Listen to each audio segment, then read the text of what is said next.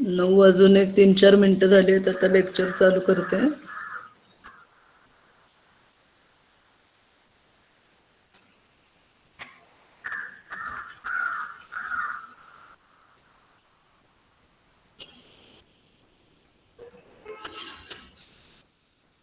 तुम्हाला मी जे युनिट शिकवते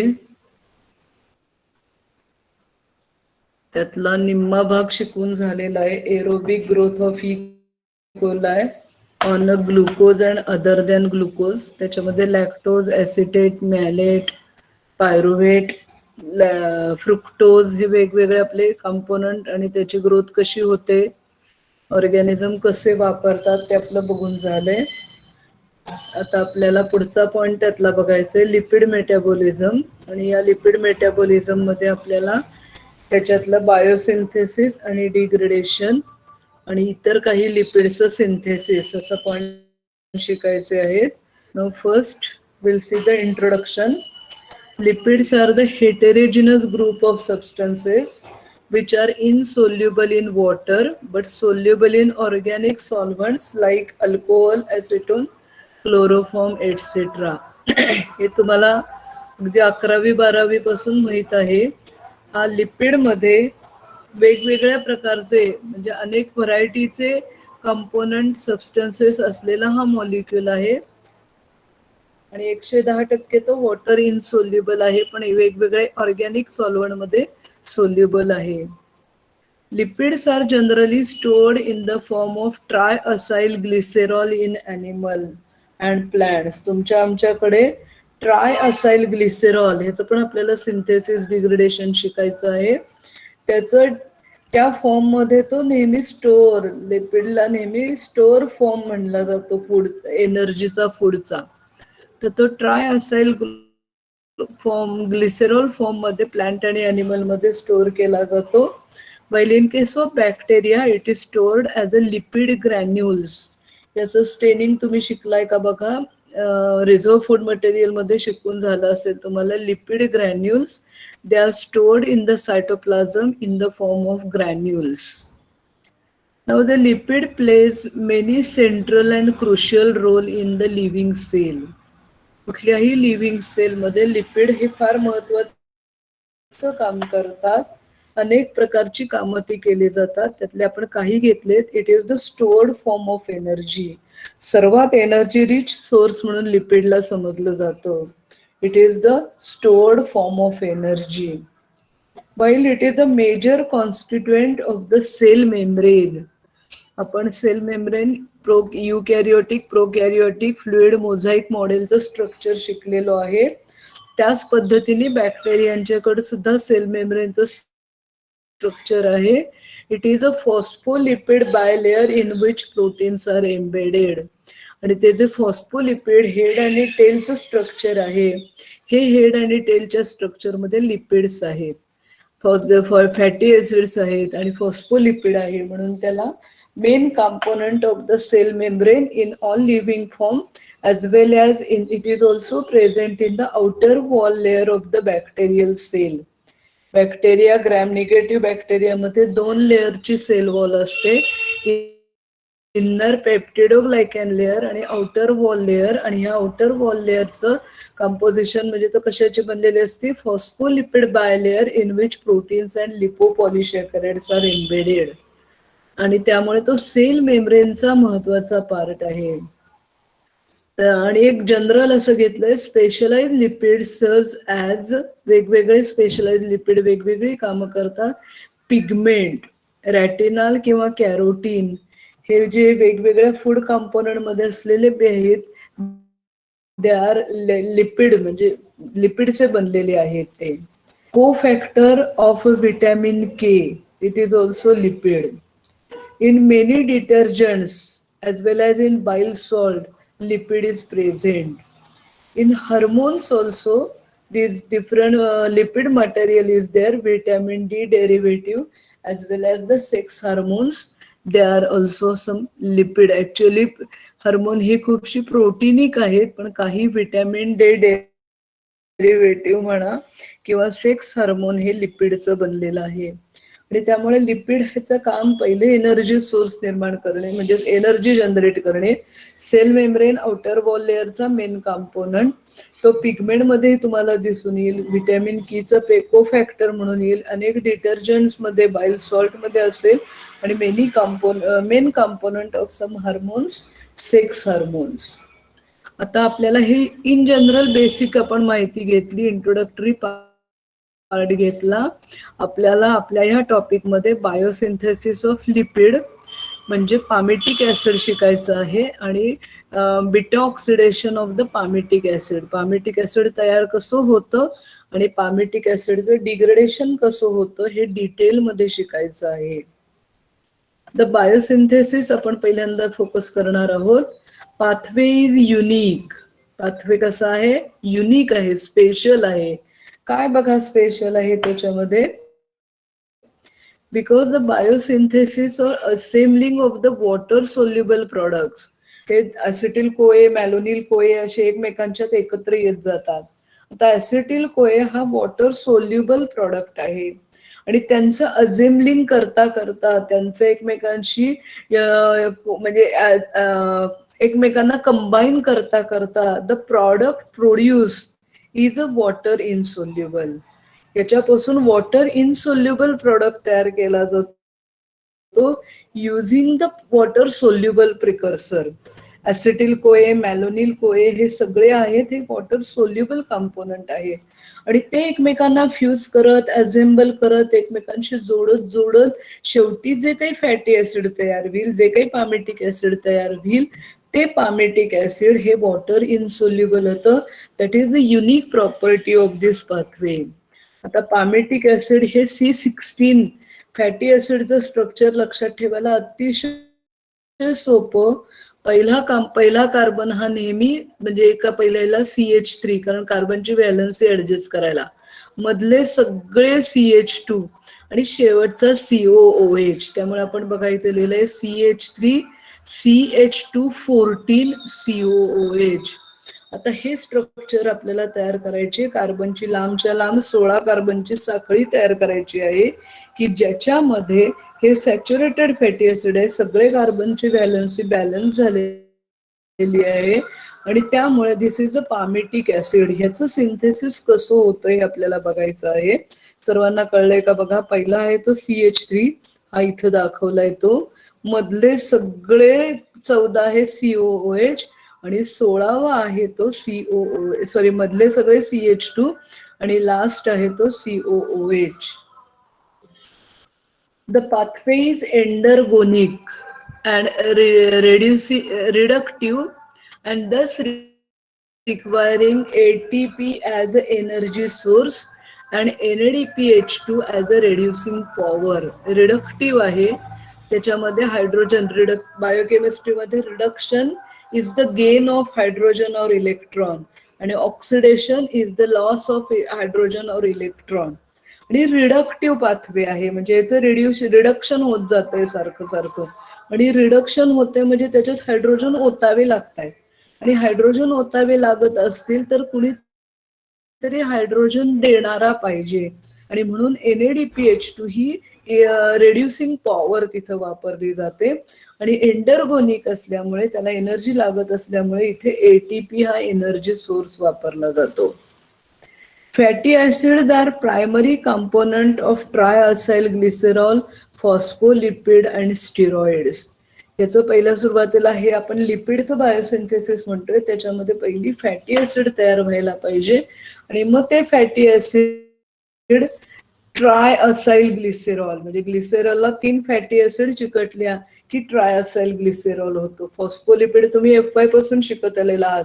ग्लिसेरॉल 3 फॉस्फेट मध्ये कार्बन नंबर 1, 2 ला लॉंग चेन फॅटी ऍसिड चिकटल्या की ते फॉस्फोलिपिड होतो. असा हा फॅटी ऍसिड हा मेन कंपोनंट आहे of triacyl ग्लिसेरॉल, phospholipid and steroid. आता नीट लक्ष द्या. During history there was the discovery of oxidation of fatty acid. जेव्हा ह्याचा शोध लागत गेला, सायंटिस्ट ह्याच्यावर काम करत गेले, फॅटी ऍसिडचं सिंथेसिस कसं होतं, डिग्रेडेशन कसं होतं, तर ह्या वेळेला फॅटी ऍसिडचं ऑक्सिडेशन म्हणजे डिग्रेडेशन फॅटी ऍसिड पासून एनर्जी कशी मिळवली जाते याचा सर्च सुरुवातीला लागला.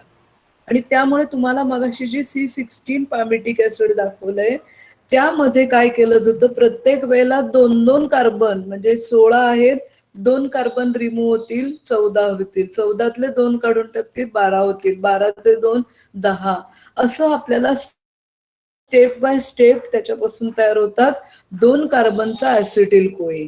आणि नंतर तो ऍसिटिल कोए TCA सायकलला जाईल आणि एनर्जी जनरेट होईल. त्यामुळे ही जी प्रोसेस आहे याचं ऑक्सिडेशनची प्रोसेस आहे जी आपल्याला डिटेलमध्ये नंतर बघायची आहे, त्याला बीटा ऑक्सिडेशन म्हणतात. बीटा लेव्हलला कायम ऑक्सिडेशन झालेलं आहे आणि प्रत्येक वेळेला 16 मधले 2 काढून 14, 14 मधले 2 काढून 12, 12 मधले 2 काढून 10, प्रत्येक वेळेला 2 कार्बनचा ऍसिटिल कोए काढत काढत काढत काढत गेले. And therefore previously it was thought by biochemists that the reversal of oxidation, जर 16चे ऑक्सिडेशन करत करत 2-2 काढून जर होत असेल तर मग उलट झालं. समजा 2चे 4, 4चे 8, 2चे 4, 4चे 6, 6चे 8, 8चे 10 असं करत करत गेलं तर पामिटिक ऍसिड तयार होईल असं पहिल्या सुरुवातीला वाटलं होतं. The process may be exactly reversal of the oxidation, that is addition of two carbon acetyl CoA acetyl CoA acetyl CoA acetyl CoA. It may lead to C16 palmitic acid. Later on it was clear that both pathways are different using different sets of enzyme. पहिल्या सुरुवातीला जरी असं वाटलं तरी जेव्हा अभ्यास केला गेला ह्याच्याबद्दल रिसर्च केला गेला तेव्हा असं लक्षात आलं की ह्या 2 एक्झॅक्टली वेगवेगळ्या पाथवेज आहेत आणि वेगवेगळे पाथवेज असल्यामुळे त्या वेगवेगळ्या सेट ऑफ एन्झाईमच्या मदतीने केले जातात आणि 2 वेगळ्या लोकेशनला यांचं ऑपरेशन होतं. या 2 गोष्टी वेगवेगळ्या ठिकाणी ऑपरेट केल्या जातात. म्हणजे त्याचा पाथवे तिथे तिथे सिंथेसाइज म्हणा तर तो वेगळ्या ठिकाणी होत असेल आणि ऑक्सिडेशन असेल तर तो वेगळ्या ठिकाणी होत असेल. अजून एक महत्वाची आहे, for the biosynthesis of fatty acid 3 carbon compound that is a malonyl CoA as a precursor is needed, which is not at all involved in the oxidation. परत एकदा मी आता सांगितलेले पॉइंट लक्षात घ्या. आपल्याला C16 फॅटी ऍसिडचं पामिटिक ऍसिडचं बायोसिंथेसिस शिकायचं आहे. ते बघण्यापूर्वी आपण थोडा इंट्रोडक्टरी पार्ट बघतो आहोत. पहिल्या सुरुवातीला लोकांना हे शोधत असताना सायंटिस्टना हा बीटा ऑक्सिडेशनचा पाथवे शोधला आणि बीटा ऑक्सिडेशन पाथवे मध्ये काय होतं, प्रत्येक वेळेला 2-2 कार्बन त्यातने काढून 16चे 2 काढायचे, 14 राहतील, 14चे 2 काढा, 12 राहतील, असं प्रत्येक वेळेला 2-2 काढून फॅटी ऍसिडचं डिग्रेडेशन ऑक्सिडेशन होत होतं. त्यामुळे पहिल्यांदा काय वाटत होतं की हे असं उलटं करायचं, 2 करायचे, 2 आहे ना त्याच्यात अजून 2 घाला, 4 होतील, 4त 2 घातले की 6 होतील. हे एक्झॅक्ट उलटं जर झालं तर आपण पॅमिटिक ऍसिड पर्यंत पोहोचू शकतो. परंतु नंतर असं लक्षात आलं की ह्या 2 एक्झॅक्टली वेगळ्या गोष्टी आहेत, वेगळ्या बायोकेमिकल मेकॅनिझम्स आहेत, वेगळे पाथवेज आहेत. त्या दोन्हींसाठी सेट ऑफ एन्झाईम्स वेगळे आहेत, त्यांची लोकेशन, साईट, सिंथेसिस होण्याचं, डिग्रेडेशन होण्याचे लोकेशन्स पण वेगवेगळी आहेत. आणि तिसरा फरक असा लक्षात आला की कुठेही बीटा ऑक्सिडेशन मध्ये न सापडणारा एक 3 कार्बनचा मॉलिक्यूल आहे मॅलोनिल कोए, हा प्रिकर्सर इथे लागतो की जो तुम्हाला बीटा ऑक्सिडेशन मध्ये मुळीच सापडत नाही. आणि त्यामुळे कुठलीही फॅटी ऍसिडचं सिंथेसिस व्हायचं झालं तर पहिली स्टेप आहे तो म्हणजे त्याचा मेन ऍसिटिल कोए आपल्याकडे भरपूर असणार आहे. म्हणजे जर तुम्हाला कार्बोहायड्रेट खायला दिले, ग्लुकोज खायला दिला, तो ग्लायकोलिसिस मध्ये जाईल, पायरुव्हिक ऍसिड तयार होईल, पायरुव्हिक ऍसिड ऍसिटिल कोए मध्ये कन्व्हर्ट होईल. वेगवेगळे अमायनो ऍसिड आहेत, त्यातलं समजा ॲलेनाइन आहे तर तो पायरुव्हिक ऍसिड मध्ये जाईल, मग परत ऍसिटिल कोए होईल. त्यामुळे ऍसिटिल कोए तयार होणं ही सेलच्या दृष्टीने लागणारा कंपोनंट आहे, तो सेलच्या दृष्टीने फार महत्वाचा नाही. परंतु मॅलोनिल कोए तयार करणं हे सेलला महत्वाचं आहे. त्यामुळे पहिली स्टेप ही बायोसिंथेसिस मधली आहे, फॉर्मेशन ऑफ मॅलोनिल कोए. Malonyl CoA is synthesized from acetyl CoA. The reaction is irreversible, catalyzed by acetyl CoA carboxylase. ही जी पहिली मॅलोनिल कोए सिंथेसिसची रिॲक्शन आहे त्यासाठी ॲसिटिल कोए वापरला जातो. ॲसिटिल कोए 2 कार्बनचा आहे, त्याच्यापासून आपल्याला 3 कार्बनचा मॅलोनिल कोए तयार केला पाहिजे. आणि ही रिॲक्शन ही इरिव्हर्सिबल आहे. एन्झाईमचं नाव आहे ॲसिटिल कोए कार्बॉक्झिलेज. शब्दच अर्थ सांगतो, ॲसिटिल कोएचं कार्बॉक्झिलेशन करायचंय, त्याच्यात अजून आपल्याला एक CO2 ऍड करायचा आहे. The bacterial enzyme has 3 subunits as in diagram, while the animal cell have single multifunctional polypeptide and the plant cells have both types. आता आपल्याला पुढे ह्याचं स्ट्रक्चर बघायचं आहे. रिॲक्शन थोडीशी कॉम्प्लिकेटेड आहे, मी तुम्हाला समजावून सांगते. पण बॅक्टेरियल सेलमध्ये ह्या मॅलोनिल हे जे आहे ॲसिटिल कोए कार्बॉक्झिलेज हे एन्झाईम मध्ये 3 सब युनिट्स आहेत, ते मी दाखवते तुम्हाला. ॲनिमल मध्ये पण तसंच आहे. Animal cells have single multifunctional polypeptide chain आणि प्लांट सेलमध्ये दोन्ही प्रकारचे एन्झाईम आहे. In all cases biotin is use as a prosthetic group. या प्रत्येक एन्झाईम मध्ये बायोटीन हा प्रोस्थेटिक ग्रुप आहे आणि इट इज कोव्हॅलंटली लिंक टू इटा amino group of lysine residue of one of the 3 polypeptide chain.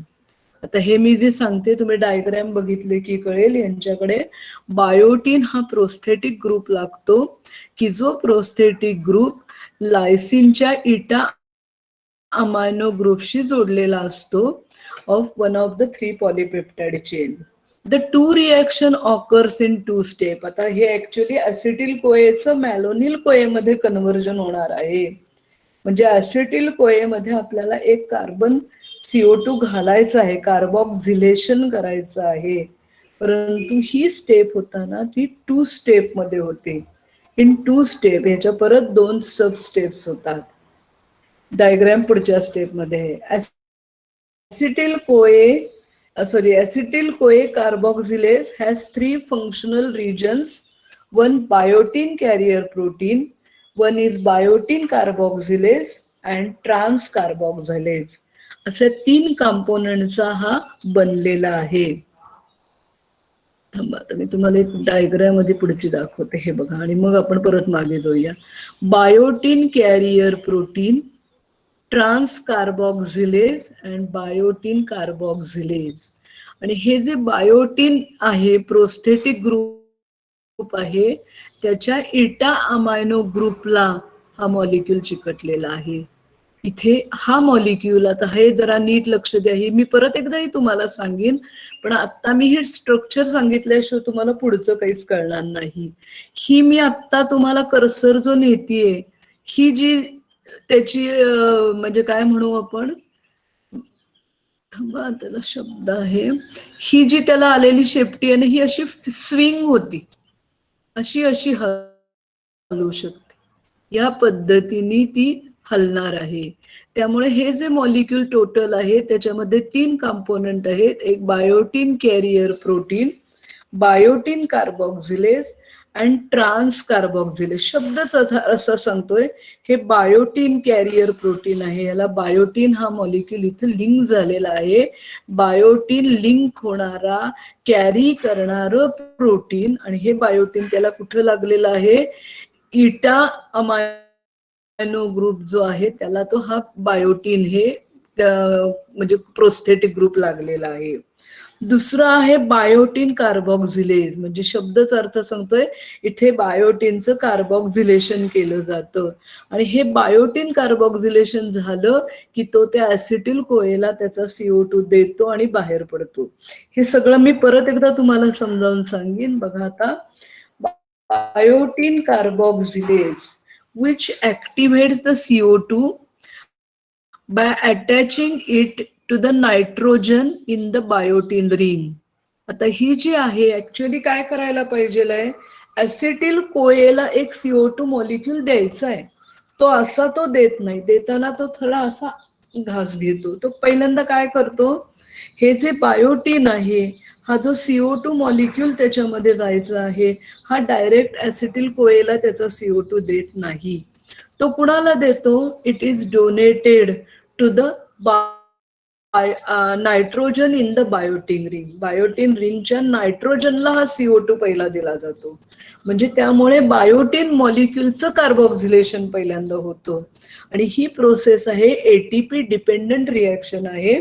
The carboxyl group is derived from HCO3 आणि it is first transfer to biotin. त्यामुळे पहिल्यांदा काय होतं, carboxylation कुणाचं होतं, बायोटिनचं होतं. त्यामुळे मगाशी मी तुम्हाला बायोटिन कॅरियर प्रोटीनची अशी एक हे दाखवलेली आहे. इकडे इकडे ती झुकतं आर्म आहे त्याचा, तो पहिला सुरुवातीला डावीकडे झुकलेला असेल. तिथं तो काय करतो, डावीकडे झुकल्यानंतर त्याच्या ज्या बायोटिन रिंग आहे त्या बायोटिन रिंगच्या नायट्रोजनला पहिल्यांदा CO2 ग्रुप लिंक होतो आणि त्याला एनर्जी लागते. एकदा का त्याला CO2 ग्रुप लिंक झाला, CO2 ला अटॅच झाला की तो तिथनं येतो आणि ह्या बाजूला येतो आणि त्याचा CO2 ट्रान्स कार्बोक्सिलेज तो ऍसिटिल कोएला देतो आणि मग मॅलोनिल कोए तयार होतं आणि निघून जातो. परत एकदा ही बायोटिनचा स्विंग आहे, त्याचा आर्म आहे, तो इकडे जाईल, CO2 बायोटिनला चिकटेल, HCO3 डोनेट करेल, ATP वापरली जाईल and then it is transferred to biotin. And then the trans carboxylase is transfer activated CO2 to acetyl CoA to form the malonyl CoA. तो नंतर तो मॅनोलिन कोए देईल. हे बघा मी खाली लिहिलंय, here long flexible biotin arm carries the activated CO2 from the biotin carboxylase to trans carboxylase active site as shown in diagram. ही तुम्हाला मगाशी सांगितली, हा जो लॉंग फ्लेक्झिबल आर्म आहे हा पहिल्यांदा डावीकडे झुकलेला असतो. तिथे ह्याच्या बायोटिनला पहिल्यांदा कार्बोक्सिलेशन केलं जातं आणि म्हणून पहिल्या एन्झाईमचं नाव आहे बायोटिन कार्बोक्सिलेज. मधला जो आहे बायोटिन कॅरियर प्रोटीन, हा फक्त इकडनं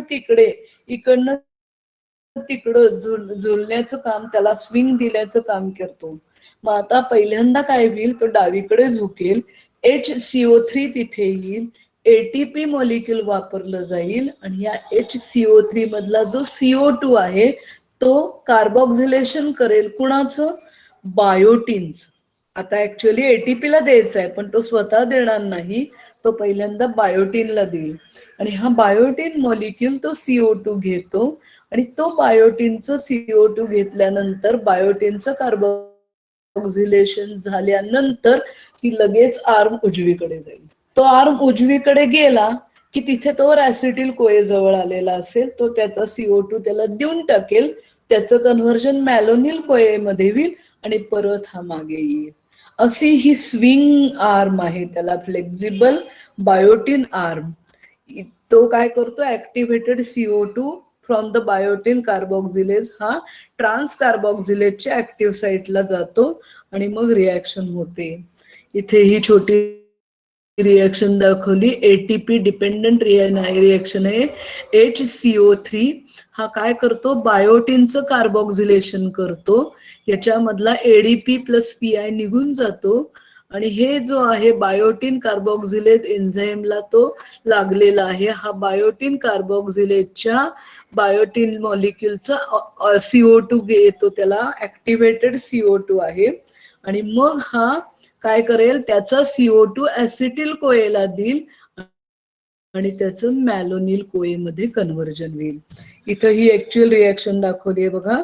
हा ऍसिटिल कोएचं structure CH3 C double bond OS CoA, त्याच्यामध्ये हा नवीन कार्बन येणार आहे HCO3 plus ATP, ऍसिटिल CoA carboxylase हा सर्वात शेवटी ह्या रिॲक्शनला होऊन हे मॅलोनिल कोए तयार होईल. ही एक सलग सगळ्याची मिळून नेट रिॲक्शन दाखवली आहे, पण होताना ती पहिल्यांदा carboxylation of biotin and transcarboxylation अशा पद्धतीने होते आणि हा मॅलोनिल कोए तयार झाला. हा हिरव्या रंगाने कार्बन काढलेला आहे. हा तुमच्या सॉफ्ट कॉपीमध्ये पक्का बसवून घ्या. हा कार्बन कसा आलाय, आता त्याचे स्वतःचे जे ऍसिटिल कोएचे आहेत ते रेड कलरचे आहेत आणि हा बाहेरून आलेला पावणा जो कार्बन आहे, हा पावणा कार्बन हा हिरव्या रंगाचा काढलेला आहे. हा COOH हे इथं आत ऍडिशनल ह्याची झालेली आहे, एक्स्ट्रा कार्बन त्याला आलेला आहे आणि हे तयार झालं मॅलोनिल कोए. आणि हे जो मधला हा भाग जो आहे ह्या ऍसिटिल कोएचा आहे आणि हा आहे बायकार्बोनेट पासून आलेला HCO3 चा. HCO3 आहे त्याचा COOH असा केला जातो आणि तयार होतं मॅलोनिल कोए. आता तुम्ही हे बघू शकता, हे बघा इथं काय आहे, बायोटीन कॅरियर प्रोटीन आहे. त्याच्या इटा अमायनो ऍसिडला बायोटीन हा मॉलिक्यूल, हा बायोटीन आहे. हा पहिल्या सुरुवातीला हा इथे ह्या खाचेत असणार आहे डावीकडे. तो काय करेल तिथे HCO3 त्याचे ऍडिशन होईल. ATP डिपेंडंट रिएक्शन आहे आणि हा जो नायट्रोजन आहे बायोटीनच्या नायट्रोजनला हा CO2 ऍड झाला. बघा हा नायट्रोजन CO2 ला ऍड झाला. CO2 त्याला ऍड झाल्या झाल्या हा स्विंग इकडे होईल आणि आता हा वर्ण आला ऍसिटिल कोए. या ऍसिटिल कोएला हा CO2 दिला की ह्या आर्मचं काम संपलं, तो परत इकडं जाईल. आता इथे या पद्धतीने हे बघा हा रिकामा झाला आर्म. हा जो CO2 हिरव्या रंगाच्या शेडनी दाखवलेला होता, हा ऍसिटिल कोएला जोडला, मॅलोनिल कोए तयार झाला आणि हा परत ही स्विंग रिकामी झाली. ही रिकामी झालेली स्विंग इथं येईल. परत एकदा इथे HCO3 प्लस ATP आला की तो लोडेड होईल, CO2 नी ऍक्टिव्हेट होईल आणि परत इकडे वळेल. असं ही सारखी इकडे तिकडे इकडे तिकडे ही त्याची मेन आहे. ऍसिटिल कोए कार्बोक्सिलेटची रिएक्शन आहे. Acetyl CoA carboxylase is a bifunctional and two active site. One is biotin carboxylase आणि दुसरी आहे transcarboxylase. Biotin carboxylase carboxylates biotin. Actually carboxylation कुणाचं व्हायचंय, ऍसिटिल कोएचं, पण पहिल्यांदा सुरुवातीला ते बायोटीनचं कार्बोक्सिलेशन होतो आणि मग नंतर biotin carrier protein rotates to move the carboxyl biotin in the transcarboxylase domain. ही तीन डोमेन आहेत, तीन प्रोटीनिक पार्ट आहेत त्याच्यात. एक आहे बायोटीन कॅरियर प्रोटीन, त्याला स्विंग आर्म आहे. पहिल्या सुरुवातीला तो डावीकडे झोपेल बायोटीन कार्बोक्सिलेटच्या तिथे. तो त्याला HCO3 घेईल, त्याच्यामध्ये त्याला CO2 लिंक झाला. तो कुणाला CO2 लिंक होणार आहे, तर बायोटीन मधल्या नायट्रोजनला लिंक होणार आहे आणि असा लोडेड नायट्रोजन CO2 लोडेड तो उजवीकडे झुकेल. And now this trans carboxylate carboxylase the acetyl CoA to generate the malonyl CoA, which is the essential material for the biosynthesis of fatty acid. Fatty acid synthase कडे पुढे ते जाईल आणि त्याच्यापासून fatty acid तयार होईल. त्यामुळे इथे हा जो CO2 आहे हा तो ऍसिटिल कोएला देईल.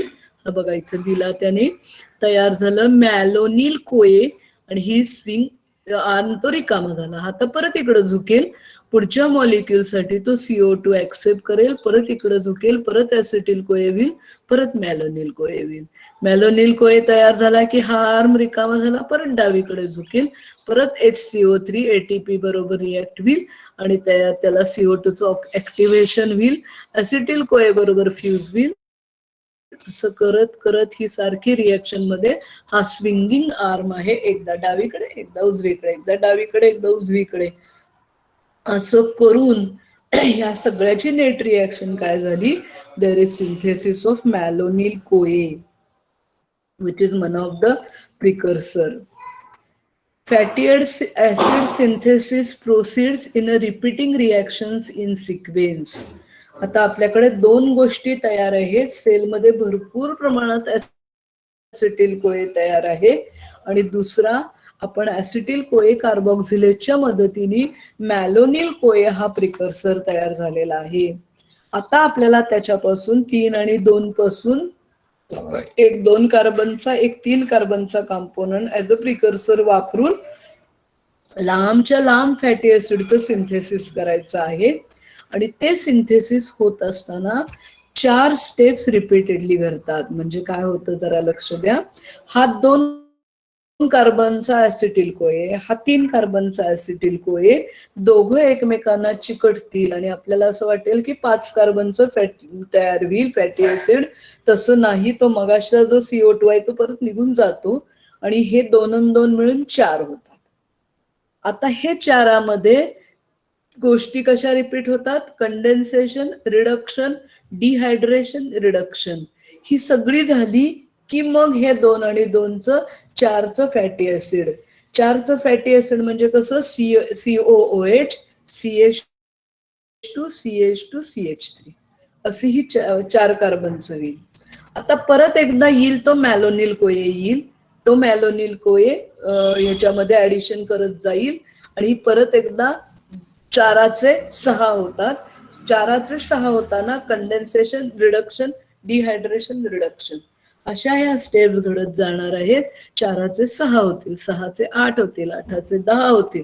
असं करत करत ही रिॲक्शन होणार आहे आणि ही रिॲक्शन घडवण्यासाठीचं जे एन्झाईम आहे त्या एन्झाईमचं नाव आहे फॅटी ऍसिड सिंथेज कॉम्प्लेक्स. कुठेही एटीपी लागत नाही म्हणून त्याला सिंथटेज म्हणत नाहीत, fatty acid synthase complex. It is a multi enzyme complex. आता मला असं वाटतं की हे तुम्हाला ऑलरेडी शिकवून झालं असेल. एन्झाईमचं टॉपिक सर म्हणत होते माझा बराच शिकून झालाय. झालंय का हे शिकवून? हॅलो हॅलो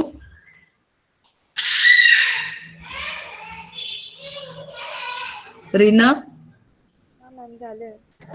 झालंय ना? जाऊया का स्किप करूया? ऐश्वर्या, अमृतराज, हो मॅम.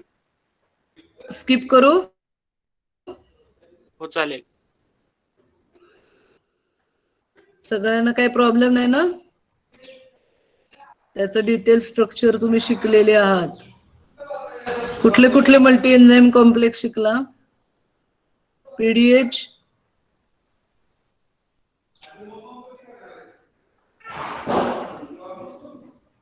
अरे कोणी काहीच बोलत नाहीये. 2 मेंबर अब्सेंट आहेत अजून आणि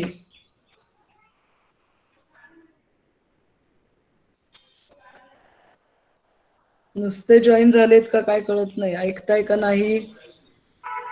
राधिका,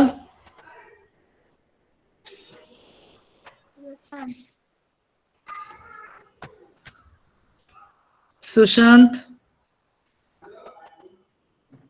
हो मॅडम, झालंय शिकू.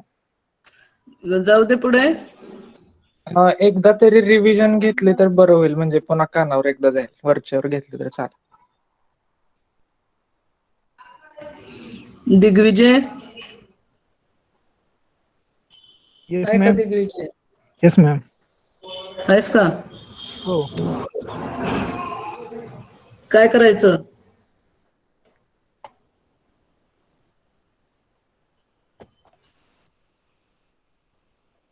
काय तुम्ही बोलत नाहीये? प्रज्ञा, पूजा, येस मॅम. काय ग नुसतं येस मॅम नाही, माझ्या प्रश्नाचं उत्तर द्या. रिव्हिजन घ्या मॅम एकदा.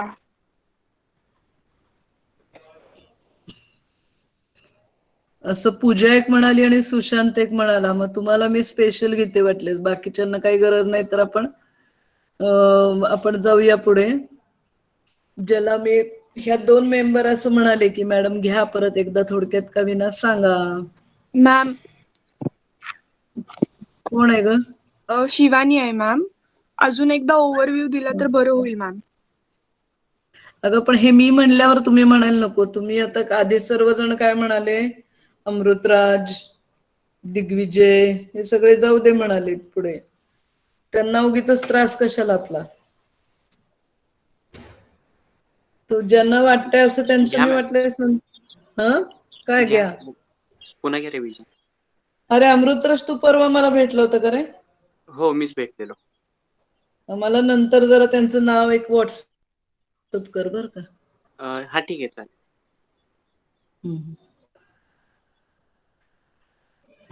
बर का, मग आपण सगळे पुढे जाऊया. आणि मग ज्यांना 1 2 3 प्रज्ञाला पण काही गरज दिसत नाही. मला इथं जी नावं दिसतात ती मी वाचते. मयुरी, नाही मॅम, मुजावर, हो. काय हो? एकदा रिव्हिजन होऊ ना. अजून एक 4 जण झाले. 4 जणांना मी नंतर तुम्हाला एक व्हॉट्सअपला ह्याला शिकवते वाटल्यास. बाकीच्यांना कशाला त्रास? घ्या मॅम. एक्झाम मुळे जास्त म्हणजे डिस्टर्ब आलेला मध्ये. कशाला? म्हणजे अर्धा टॉपिक आधी झालेला एक्झामच्या आधी, सेमिस्टरच्या आधी, आणि बाकी नंतर झालं होतं. त्यामुळे लिंक व्यवस्थित नाही लागत ते. कशाची? माझ्या टॉपिकची? नाही, सरांनी घेतलेला एन्झाईम.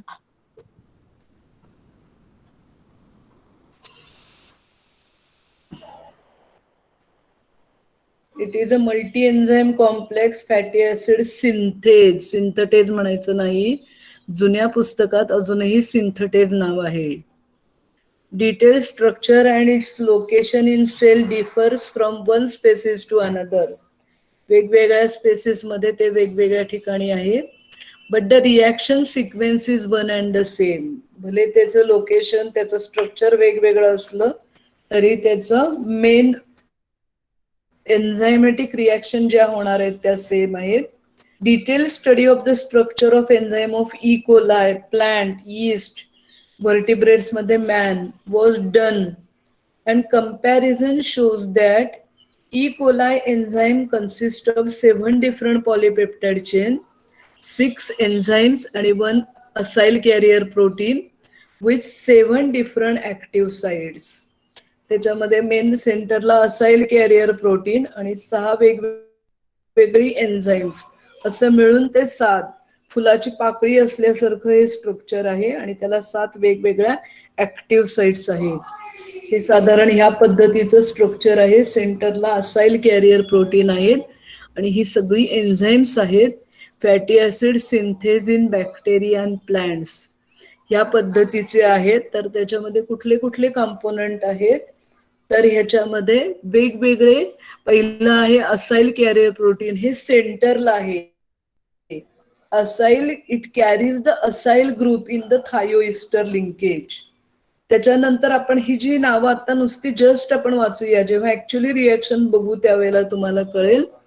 असेल कोए एसीपी ट्रान्सफरेज, म्हणजे त्याला शॉर्ट मध्ये एटी म्हणलंय. इथे तुम्हाला बघा एटी दाखवलेलं आहे. MT, AT, KS, KR, HD, ER ही अशी वेगवेगळी त्याचे वेगवेगळे कंपोनंट, म्हणजे 6 वेगवेगळे प्रोटीनिक सब युनिट्स आहेत आणि त्यांची वेगवेगळी कामं आहेत. It transfer the acyl group from the coenzyme A to the cysteine residue of KS. ह्या पद्धतीने ही वेगवेगळी नावं आहेत. मॅलोनिल कोए एसीपी ट्रान्सफरेज त्याला एमटी, पहिलं असाइल कोए एसीपी ट्रान्सफरेज त्याला AT, malonyl CoA ACP transferase MT, beta keto acyl ACP प्रत्येक वेळेला मेन आहे एसीपी. जसं आपण बीटा ऑक्सिडेशन मध्ये शिकू, प्रत्येक intermediate it link to the coenzyme A, while in the biosynthesis is always linked to the ACP acyl carrier प्रोटीनशी तो कायम लिंक झालेला असतो. Beta keto acyl ACP synthetase, इथे कंडेन्सेशन होतं असाइल ग्रुप आणि मॅलोनिल ग्रुपचं. हे म्हणजे मॅलोनिल तयार होतं. नंतर बीटा किटो असाइल रिडक्टेज, तो जो म्हणजे असाइल ग्रुप आहे मॅलोनिलचा, त्याचं रिडक्शन केलं जातं म्हणून केआर. नंतर beta hydroxy acyl ACP reductase, त्याचं डिहायड्रेशन केलं जातं, रिडक्शन केलं जातं. पाण्याचा मॉलिक्यूल तिथनं पाण्याचा मॉलिक्यूल काढला जातो. ते तुम्ही रिॲक्शन बघाल की जास्त चांगलं कळेल. तिथे डबल बॉन्ड तयार होतो आणि सर्वात शेवटी त्याचं रिडक्शन होतं. NADPH2 मॉलिक्यूल ते 2 हायड्रोजन देतो आणि आपल्याला पहिल्यांदा 2 आणि 3 म्हणजे 2 आहे ऍसिटिल कोए, 3 आहे मॅलोनिल कोए, या दोन्हीच्या रिएक्शन पासून आपल्याला 4 कार्बनचा ग्रुप सॅच्युरेटेड फॅटी ऍसिड तयार होतं आणि परत पहिल्यापासून ही रिएक्शन होते. In yeast, all 7 activities resides in 2 polypeptide chain. हे MCQ ला किंवा ट्रू और फॉल्स असं विचारलं जातं. यीस्ट मध्ये 2 पॉलिपेप्टाइड चेन असतात. व्हर्टिब्रेट मध्ये 7 ते 7 मिळून एक लार्ज पॉलिपेप्टाइड चेन असतं. फक्त 7 वेगवेगळ्या ऍक्टिव्ह साइट्स असतात आणि बॅक्टेरियामध्ये आणि प्लांटमध्ये मात्र 7 वेगवेगळे प्रोटीनिक सब युनिट्स आहेत. 7ला म्हणजे 7 म्हणण्यापेक्षा 6 वेगवेगळे त्यांचे ऍक्टिव्ह साइट्सच्या वेगवेगळ्या प्रोटीनिक सब युनिट्स त्यांचे वेगवेगळे जे नावं मी मगाशी दाखवली. All intermediate remain link to one of the 2 thiol SH group of the complex. याच्यामध्ये पुढे मी चित्र दाखवलं की तुम्हाला अजून कळेल. याच्यामध्ये इंटरमिजिएट्स हे सगळे जे आहेत ते इंटरमिजिएट एसएच ग्रुपनी कायम लिंक झालेले आहेत. हे जे 5 प्रोटीनिक सब युनिट्स आहेत त्याचा एसएच थायो एसएच ग्रुप हा जो आहे तो सगळे इंटरमिजिएट एकमेकांच्या मध्ये लिंक करणं, स्विंग करणं हे काम ते घडत असतं आणि त्यामुळे त्या लॉंग आर्म जे आहे त्याच्यामध्ये एसएच ग्रुपशी त्याचं लिंकेज होणं गरजेचं आहे. Growing fatty acid is shifted between 2 SH group. 2 SH group मध्ये ग्रोईंग फॅटी ऍसिड 2, पहिल्यांदा 3 आणि 2 4. 4 मध्ये अजून 3 आला की 1 काढून टाकून परत 6. हे असं करत करत त्याची ऍडिशन होत जाणार आहे. 2 स्विंग्स मध्ये लोकेट होणार आहेत. 1 एसएच ग्रुप इज फिक्स्ड. त्यातला जो पहिला जो 1 एसएच ग्रुप हा फिक्स्ड आहे. Located on cysteine residue, parking place for acyl group that is to be lengthen designated as a central SH group of acyl. इथे तुम्हाला मी आधी चित्र दाखवते म्हणजे कळेल. हे बघा, हे 2 प्रकारचे असाइल कॅरियर प्रोटीन आहे आणि हा पहिला आहे केस. हा प्रत्येक वेळेला पुढे पुढे सरकणार आहे पण आता सुरुवातीची जी रिएक्शन आहे ह्याच्यामध्ये बघा, हा केस ला एक सिस्टाइन हे जो आहे त्या सिस्टाइन मधला SHMN हे ऍक्च्युअली अशी लॉंग चेन आहे असं नाही पण तुम्हाला समजावं म्हणून. आणि दुसरा जो आहे तो असाइल कॅरियर प्रोटीनचा आहे. प्रत्येक वेळेला हा जो एसएच ग्रुप आहे हा स्विंग इकडे तिकडे जाणार आहे पण हा फिक्स आहे. हा सेंटरचा असाइल कॅरियर प्रोटीन आहे तो फिक्स आहे. 1 SH group is fixed, located on the cysteine residue parking place of acyl group. That is to be lengthened, designated as the central SH group of acyl carrier protein. पहिला SH group हा कायम fix असणार आहे. तो पहिलं जे सेंटरचं acyl carrier protein आहे त्याच्यामध्ये असणाऱ्या सिस्टीन ह्या अमायनो ऍसिडचा जो एसिस्टीन हे जे आहे ते SH group containing amino acid आहे त्याचा एसएच ग्रुप आहे हा कायम fix. while the second carrier extended chain which undergo the reduction of the fatty acyl group, it accepts the acetyl or malonyl group. This SH group swings across the 7 catalytic site. मग ह्या 7 कॅटॅलिटिक ज्या वेगवेगळी जी enzymes आहेत, जी proteins आहेत, त्या प्रत्येक 6 म्हणजे 7 म्हणायला नको 6 जे आहेत त्यांच्या प्रत्येकांकडे एसएच ग्रुप आहे. त्या प्रत्येक एसएच ग्रुपच्या याच्यामध्ये 7 कॅटॅलिटिक साईटला 7 एसएच ग्रुप्स आहेत. त्यांच्याकडे पहिला मधला स्विंग फिक्स आणि मग तो इकडे तिकडे असं करत करत तो फिक्स आहे. त्यामुळे पहिला इज फिक्स आणि सेकंड जो एसएच ग्रुप असणार आहे हा रोटेट होणार आहे, हा स्विंग होणार आहे, वेगवेगळे बदलत जाणार आहे. Bacteria possess 7 polypeptide कॅटलायझिंग 7 different reactions.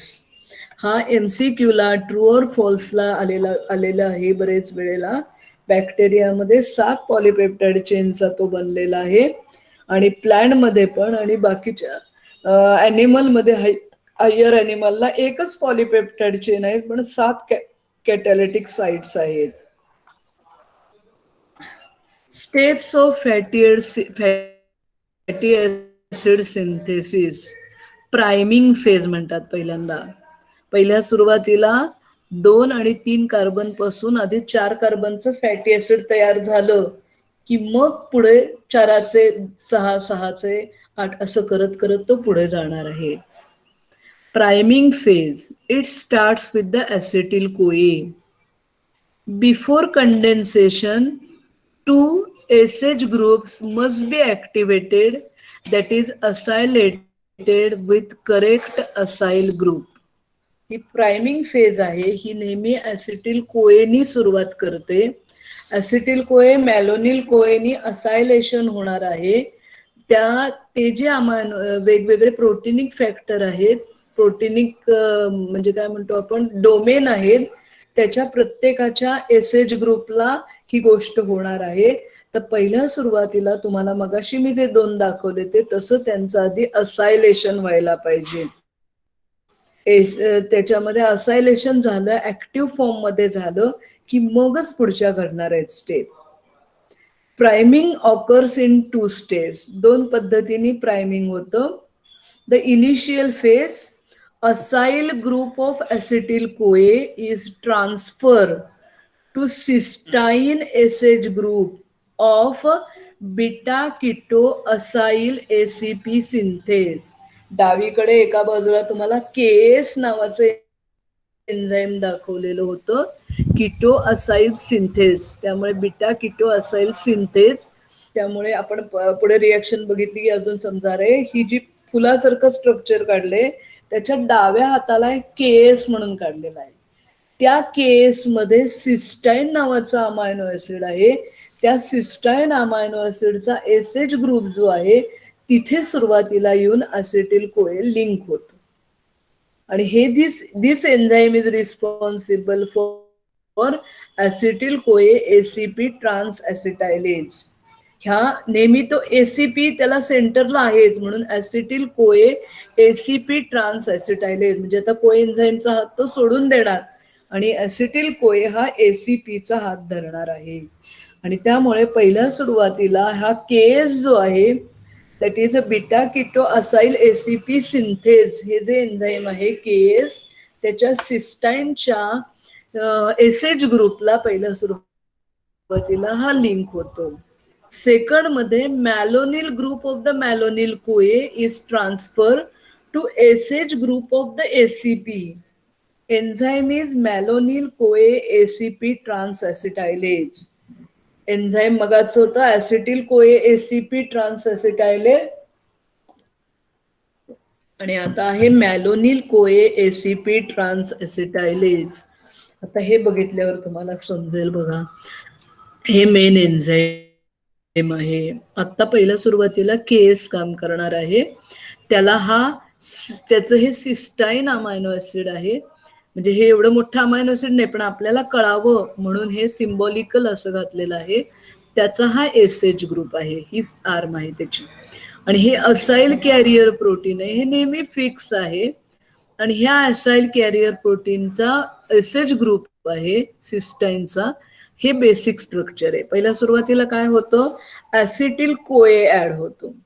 ऍसिटिल कोए ऍड होताना ह्यातला एक H आणि हे एस कोए असं म्हणून को एन्झाईम ASH रिमूव्ह होतो. एस कोए आणि हा रिमूव्ह होतो. आणि इथे हा केसच्या एसला म्हणजे H गेला, हा इथे लिंक झाला, हा मॉलिक्यूल इथे लिंक झाला. आता परत पुढच्या स्टेप मध्ये काय होणार आहे, मॅलोनिल कोए ऍड होणार आणि मॅलोनिल कोए इथे ऍड होणार. मॅलोनिल कोए इथे ऍड होणार आहे. तो आपण बघूया. ऍसिटिल कोए ACP ट्रान्स ऍसिटायलेज एन्झाईमचं नाव आहे.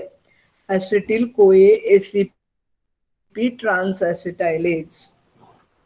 आता बघा इथं ऑलरेडी हा आहे मगाच्या ह्याच्यातला आणि ही आर्म रिकामी आहे.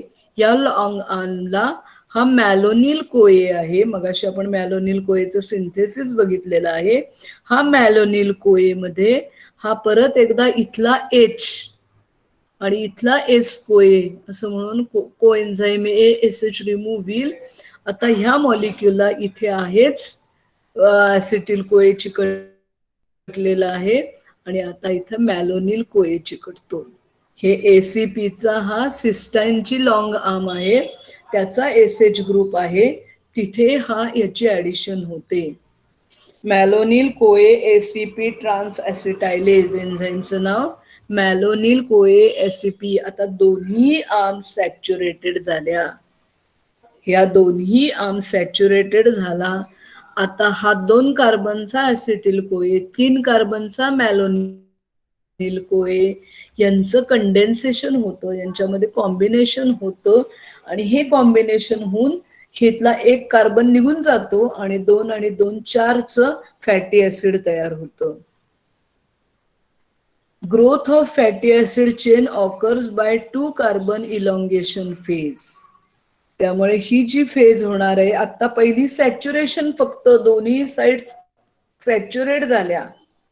आता पुढे प्रत्येक वेळेला 4 रिॲक्शन्स रिपीटेडली होणार आहे. In the charged fatty acid synthase complex, the chain lengthening process आता 2 आणि 3 आहेत त्याच्यापासून 4 तयार होणार आहे. 4च्या पुढे अजून त्याच्यामध्ये ऍडिशन होताना 4चे 6 होतील, 6चे 8 होतील, 8चे 10 होतील. ही होताना ही पहिली स्टेप कॉमन आहे, परंतु ह्याच्यानंतर मात्र होताना प्रत्येक वेळेला 4 रिॲक्शन्स रिपीटेडली घडतात. Condensation reduction dehydration reduction, condensation reduction dehydration reduction. त्यातली आता आपण कंडेन्सेशन रिॲक्शन बघू आणि थांबू. Condensation of acetyl and malonyl ACP occurs. Acetyl 2 कार्बनची, मॅलोनिल 3 कार्बनचा याचं कंडेन्सेशन होतं while bound to ACP to form acetoacetyl ACP. इथे 2 आणि 3चं मिळून 5 न होता एक CO2 रिमूव्ह होणार आहे. Simultaneously CO2 is released from the malonyl group. The enzyme catalyzing reaction is beta ketoacyl synthase. ह्या वेळेला acetyl group of the cysteine SH is transferred to the malonyl group of SH of ACP. ACP ला link झालेल्या इथे हा ऍसिटिल जो केस ला link झालेला ऍसिटिल group आहे हा मॅलोनिल कोएकडे जातो आणि त्यावेळेला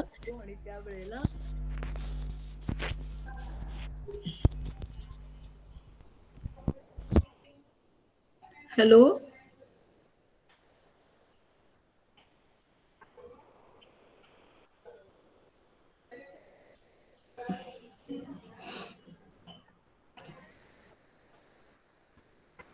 हॅलो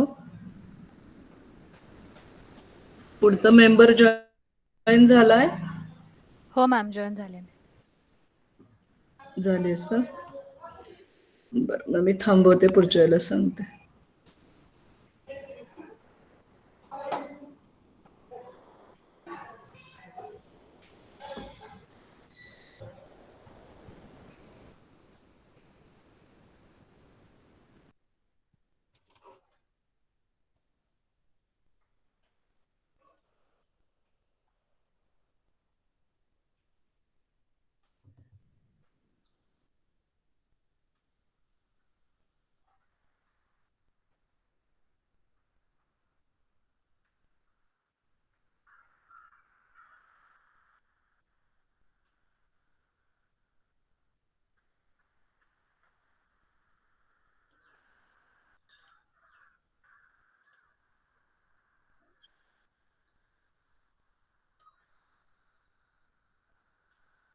पीपीटी दिसतेय का सगळ्यांना?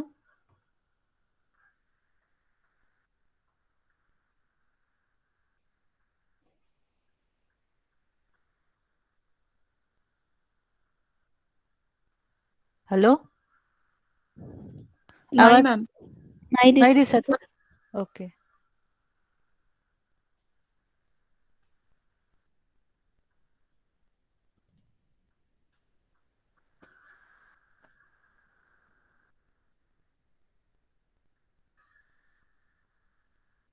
आता दिसते का? हा दिसते.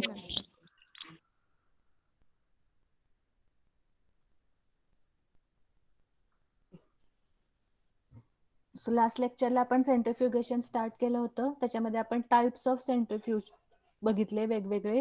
Large capacity, slow speed, preparative centrifuge हा एक टाइप होता. Refrigerated high speed preparative centrifuges, analytical centrifuges, ultra centrifuges, preparative ultra centrifuges, large scale clinical centrifuges आणि स्मॉल स्केल लॅबोरेटरी मायक्रोफ्युजेस हे टाइप्स आपण सेंट्रिफ्युजेसचे आहेत असे आपण आपल्याला समजलं. The optimum pH value, salt concentration, stabilizing cofactors and protective ingredients such as protease inhibitors have to be carefully evaluated in order to preserve the biological function. हा जो पॉइंट आहे हा एक्स्ट्रा मी टाकलेला आहे की ज्या वेळेस तुम्ही सेंट्रिफ्युगेशन करताय, ज्या वेळेस तुम्ही बफर वापरताय सेंट्रिफ्युगेशनसाठी, तुम्ही जी ट्यूब वापरताय सेंट्रिफ्युगेशनसाठी ती व्यवस्थित चेक करायला लागते. If there is no any contamination, कुठला चुकून कुठलं एन्झाईम चुकून राहिलेलं नाहीये ना, सॉल्ट कुठलं राहिलेलं नाहीये ना त्या ट्यूबमध्ये, तुम्ही जे बफर वापरते त्या बफरचा पीएच ऑप्टिमम आहे ना तुमच्या बायोलॉजिकल जी एंटिटी तुम्हाला आयसोलेट किंवा सेपरेट करायची त्यासाठी. जर ते नाही व्यवस्थित केलं तर तुमच्या सॅम्पलमध्ये कंटॅमिनेशन येऊन तुमचं सॅम्पल म्हणजे डिस्ट्रॉय होऊ शकते, ते व्यवस्थित काम करू शकणार नाही. सो या सगळ्या गोष्टी चेक करायला लागतात. नंतर आपण टाइप्स ऑफ रोटर्स बघितले. आठवत आहेत का आपण काय टाइप्स ऑफ रोटर्स बघितले? कोणी नाव सांगेल का मला? ह्या फर्स्टचं नाव काय आहे? Fix rotor. Fixed angle rotor. काय?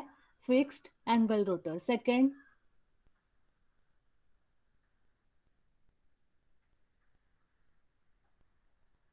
Swing bucket. सेकंड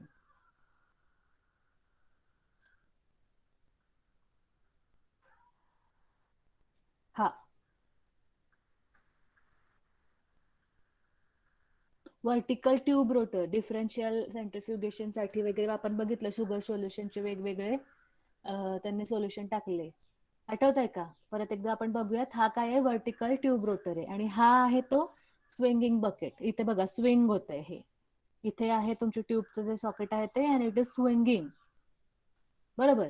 सो हे आहे पहिला आहे तो fixed angle rotor, because this angle is fix. There is an angle आणि हा अँगल जो आहे हा फिक्स्ड असणार आहे. It will not change during your spin. इथे काय आहे? व्हर्टिकल सॉकेट आहे and it will be the same for your entire spin. काहीही अँगलमध्ये चेंज होणार नाहीये.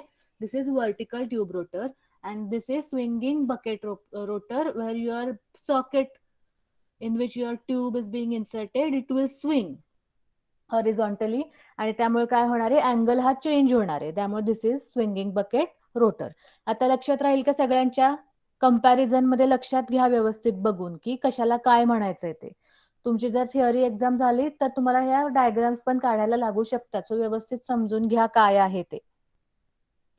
क्लिअर झालंय सगळ्यांचा कोणता कसला रोटर आहे ते? हो मॅम. ओके.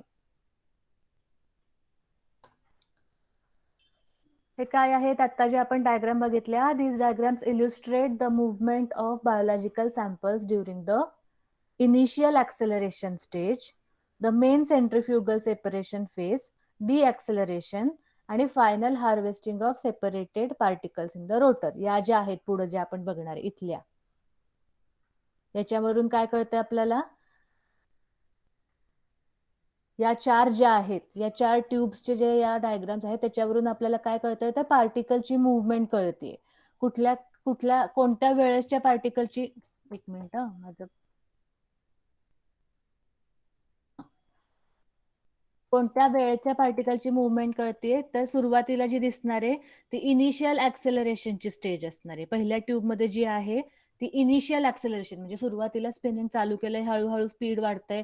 तुम्ही सेंट्रिफ्यूज चालू केल्या सपोज तुम्ही 5000 RPM तुम्हाला RPM हवा असेल तर चालू केल्या केल्या लगेच काय 5000 होत नाही ते. तुम्ही जर आपल्या कॉलेजमधलं बघितलं असेल तर 10, 20, 50, 100, 300 असं वाढत वाढत जातं and then it achieve the designated speed, बरोबर. तर त्या इनिशियल ऍक्सेलरेशन स्टेजमध्ये काय होतं, ऍक्च्युअल सेंट्रिफ्युगल सेपरेशन फेज म्हणजे 5000 RPM ला जितका वेळ तुमचं राहील दॅट इज मेन ऍक्सेलरेशनची जी फेज आहे सेंट्रिफ्युगल सेपरेशनची ती. देन डी ऍक्सेलरेशन कमी होताना कमी कमी कमी कमी होत जातानाची फेज आणि नंतर फायनल हार्वेस्टिंग म्हणजे सेपरेशन झाल्यानंतर पार्टिकल्सचं जेव्हा रोटर एका जागी उभा आहे स्पिनिंग होत नाहीये तेव्हाची फेज. अशा 4 स्टेपमध्ये आपल्याला इथे कळतं कोणत्या पद्धतीने ते सेंट्रिफ्यूज मध्ये सेपरेशन होतंय. मग आता हे फिक्स्ड अँगल सेपरेशन आहे. फिक्स्ड अँगल रोटरमध्ये आपण ते सेपरेशन करतोय.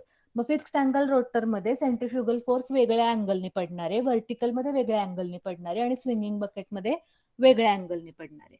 मग त्यात त्यांनी इथे दिलंय, तुम्हाला सगळ्यांना दिसत असेल तर हे काय आहे, सुरुवातीला स्पिनिंग इनिशियल ऍक्सेलरेशन आहे इथे सुरुवातीला 10, 20, 30, 50, 5000 ला पोहोचायच्या आधीपर्यंतचं. देन ऍट द फाईन म्हणजे मेन ऍक्सेलरेशनची जी सेंट्रिफ्युगल फोर्स जो आहे तो आहे. म्हणजे हे कसं झालंय, सॅम्पल उभं झालंय आणि हा जो फोर्स आहे इथे बघा हा बाण दिसतोय, हा फोर्स असा त्याला अप्लाय होतोय आणि आता फोर्स अप्लाय होतोय आणि त्याच्या डेन्सिटीनुसार आता या सॅम्पल मधल्या ते वेगवेगळे सॅम्पल्स आता वेगवेगळ्या सेडिमेंटेशन रेट तुम्हाला सगळ्यांना माहितीये कोणत्या रेटनी किंवा कोणत्या स्पीडनी सेडिमेंट होत आहे. It depends on it's density. जर जड असेल तो कॉम्पोनंट तर तो लगेच सेडिमेंट होणार आहे, बरोबर. जर हलका असेल तर हळूहळू सेडिमेंट होणार आहे. मग तशा पद्धतीने हा सगळ्यात खाली आहे तो सगळ्यात जड असणार आहे, जास्त डेन्स असणार आहे, त्यामुळे त्याला फोर्स अप्लाय केल्यावर तो आधी खाली गेला. त्याच्यानंतरचा इथे असणार आहे हलका, त्याच्यापेक्षा हलका आहे तो इथे असणार आहे. मग फोर्स अप्लाय केल्यानंतर अशा पद्धतीने डिॲक्सेलरेशन जेव्हा होतं तेव्हा असे सेपरेट होणार आहेत. आणि आता हा रोटर ऍट रेस्ट आहे, ऍट रेस्टला रोटर स्पिन होत नाहीये आणि हे 3 जे आहेत त्याच्यातले कॉम्पोनंट तुमच्या सॅम्पल मधले कॉम्पोनंट ते अशा पद्धतीने सेपरेट आउट झालेत. इथे काय म्हणतात हे समजलं सगळ्यांना, फिक्स्ड अँगल रोटर मध्ये कसं झालेलं आहे सेपरेशन ते. हो मॅम. ओके, सो इथे काय लिहिलं त्यांनी बघा, ideal tool for pelleting during differential separation of biological particles with significantly different sedimentation rates. म्हणजे असे जर तुमच्याकडे सॅम्पल असेल, सपोज हे सेल लायसेट असेल, सेल बॅक्टेरियल सेल तुम्ही ब्रेक केली आहे आणि त्याच्यामधले तुम्हाला मायटोकॉन्ड्रिया वेगळं काढायचं आहे, न्यूक्लियस वेगळं काढायचंय, अजून कुठला पार्ट असेल ऑर्गनल असेल ती वेगळी काढायची, तर त्या प्रत्येक ऑर्गनलचे सेडिमेंटेशन रेट वेगळे असणार आहे डिपेंडिंग ऑन इट्स डेन्सिटी, बरोबर. न्यूक्लियस खूप हेवी आहे, मग तो काय होईल, आधी सेडिमेंट होईल खाली, त्याच्यानंतर मायटोकॉन्ड्रिया आणि त्याच्यानंतर अजून दुसरं कुठलं ऑर्गनल असेल, म्हणजे ते सेपरेट व्यवस्थित होऊ शकतात तुमच्या या सेंट्रिफ्युगेशन मध्ये. मग म्हणून तुम्ही काय म्हणलंय, फिक्स्ड अँगल रोटर कधी तुम्ही प्रिफरेबली यूज करू शकता, तर it is ideal for pelleting during differential separation. म्हणजे एकाच सॅम्पल मधून तुम्हाला 2-3 वेगवेगळे सेपरेट करायचे असतील पार्टिकल्स, एकच पेलेट आउट करून वरचं टाकून देऊन फक्त पेलेट नकोय आपल्याला, त्या सॅम्पल मधून आपल्याला 2-3 वेगवेगळे गोष्टी हव्यात आपल्याला सेपरेट करून, तर त्यावेळेस you can use this fixed angle rotor. For example nuclei, mitochondria and microsomes routinely used for isopycnic separation. Isopycnic म्हणजे काय ते पुढे आहे तुम्हाला, कोणाला माहितीये का, कोणी ऐकलंय का, व्हॉट इज आयसोपिकनिक?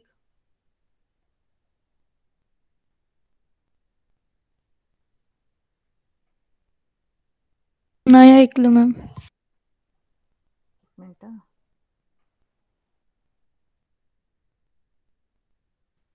आयसोपिकनिक म्हणजे तेच differential type of a differential हे सेंट्रिफ्युगेशन, जिथे तुमचे जे on the basis of density ते आपल्याला सेंट्रिफ्युगल फोर्स वेगवेगळ्या पद्धतीने एक्सपिरियन्स करतात ते, आणि त्याच्यामुळे तुम्हाला सेपरेशन मिळतं.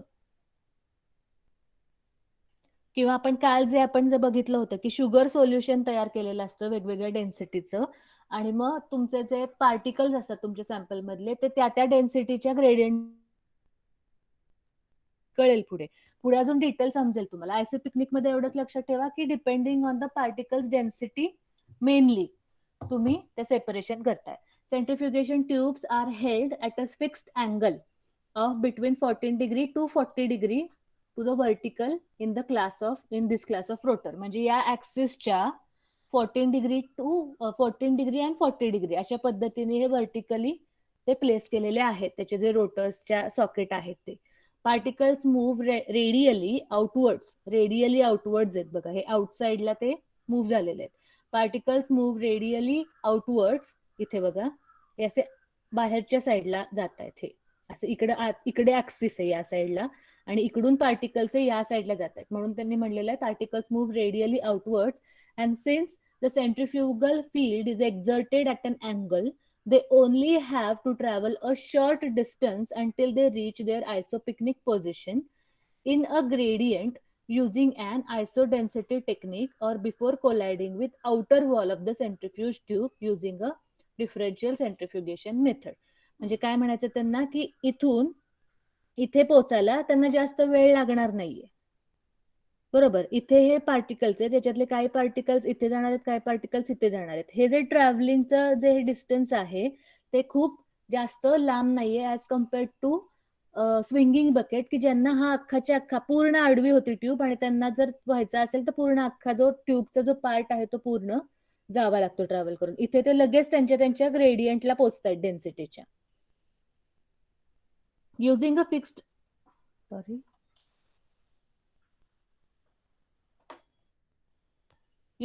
इथला जो पार्ट आहे हा आयसोडेन्सिटी आयसोपिकनिक, हे तुमचं आता जर कन्फ्युजन होत असेल तर पुढे आपल्याला ऍक्च्युअल आयसोपिकनिक आणि डिफरन्शियलचं विथ डायग्राम आहे व्यवस्थित. सो ते झालं की आपण परत तिथला हा पार्ट रिव्हिजिट करूयात, म्हणजे तुम्हाला अजून व्यवस्थित समजेल. So using a fixed angle rotor the tubes are filled with a gradient.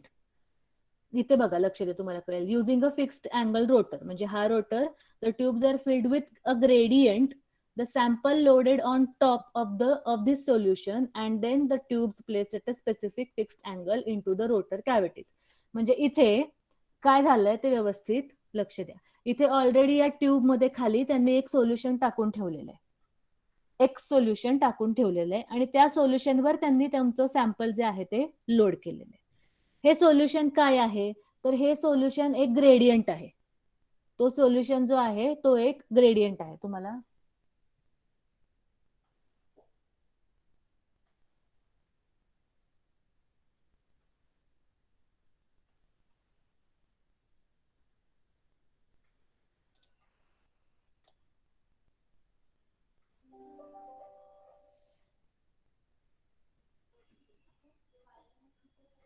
एकच मिनिट, तुम्हाला मी सांगते ते कसं, म्हणजे तुमचं कन्फ्युजन होणार.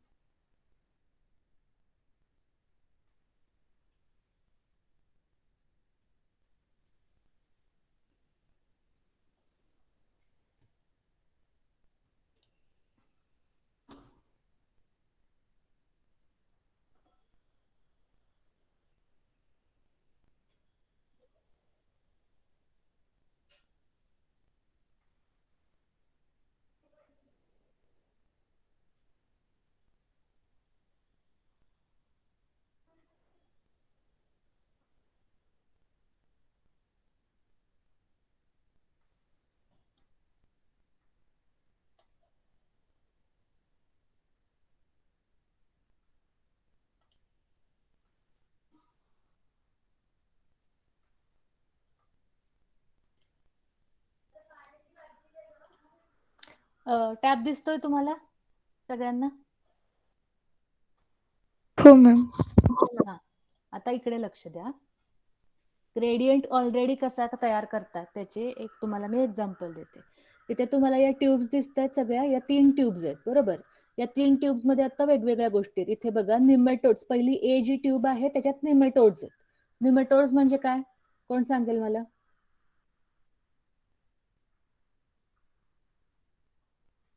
निमेटोड्स म्हणजे काय? वर्म लाईक.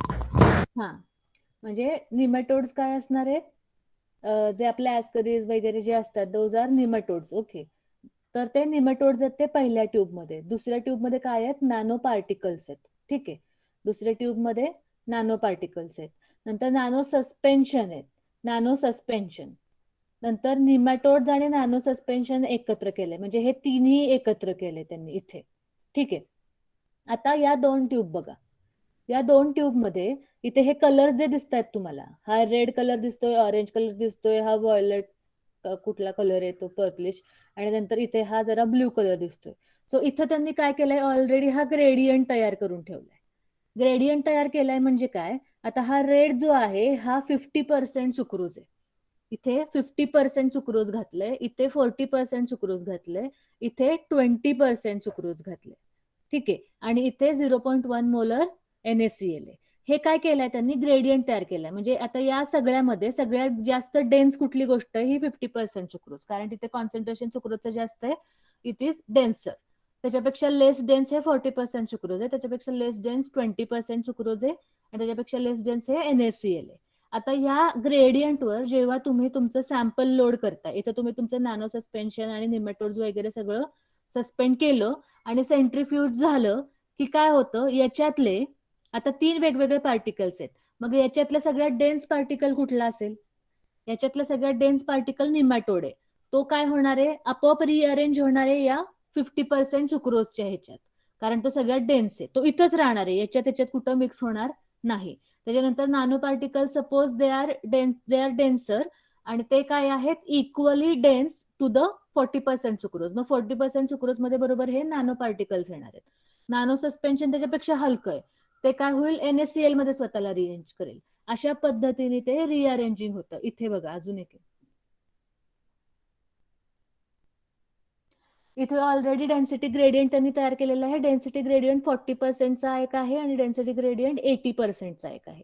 ठीक आहे. सो इथले ज्या गोष्टीची डेन्सिटी 80% ग्रेडियंटच्या डेन्सिटीची मॅच होतीये, त्या गोष्टी या ग्रेडियंटमध्ये येणार आहेत. ज्या तुमच्या सॅम्पल मधल्या पार्टिकलची डेन्सिटी या 40% ग्रेडियंटची मॅच होतीये, त्या गोष्टी इथे येणार आहेत. मग त्यांनी काय केलेलं आहे? हे 2 ग्रेडियंट तयार केलेले आहेत, त्याच्यावर स्पर्मचं जे सोल्युशन आहे किंवा स्पर्म आणि ते सगळं फ्लुइड जे आहे ते काय केलेलं आहे? इथे त्यांनी सस्पेंड केलेलं आहे, सॅम्पल टाकलेला आहे. आणि त्यानंतर जेव्हा सेंट्रिफ्युगेशन केलं, त्यानंतर काय झालेलं आहे? त्या सगळ्या लिक्विड मधलं काय झालेलं आहे? मोटाईल स्पर्म जे आहेत दे आर व्हेरी डेन्स.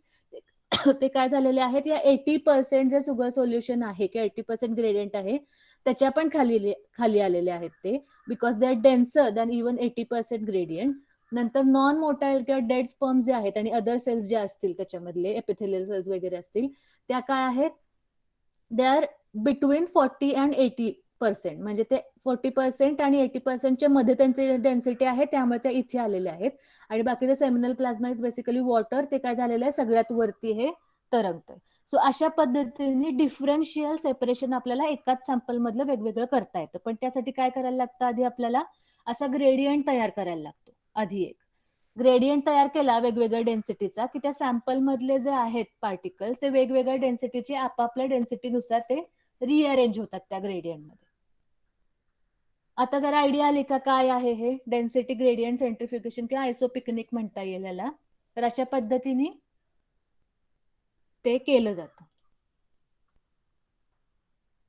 समजलंय का जरा?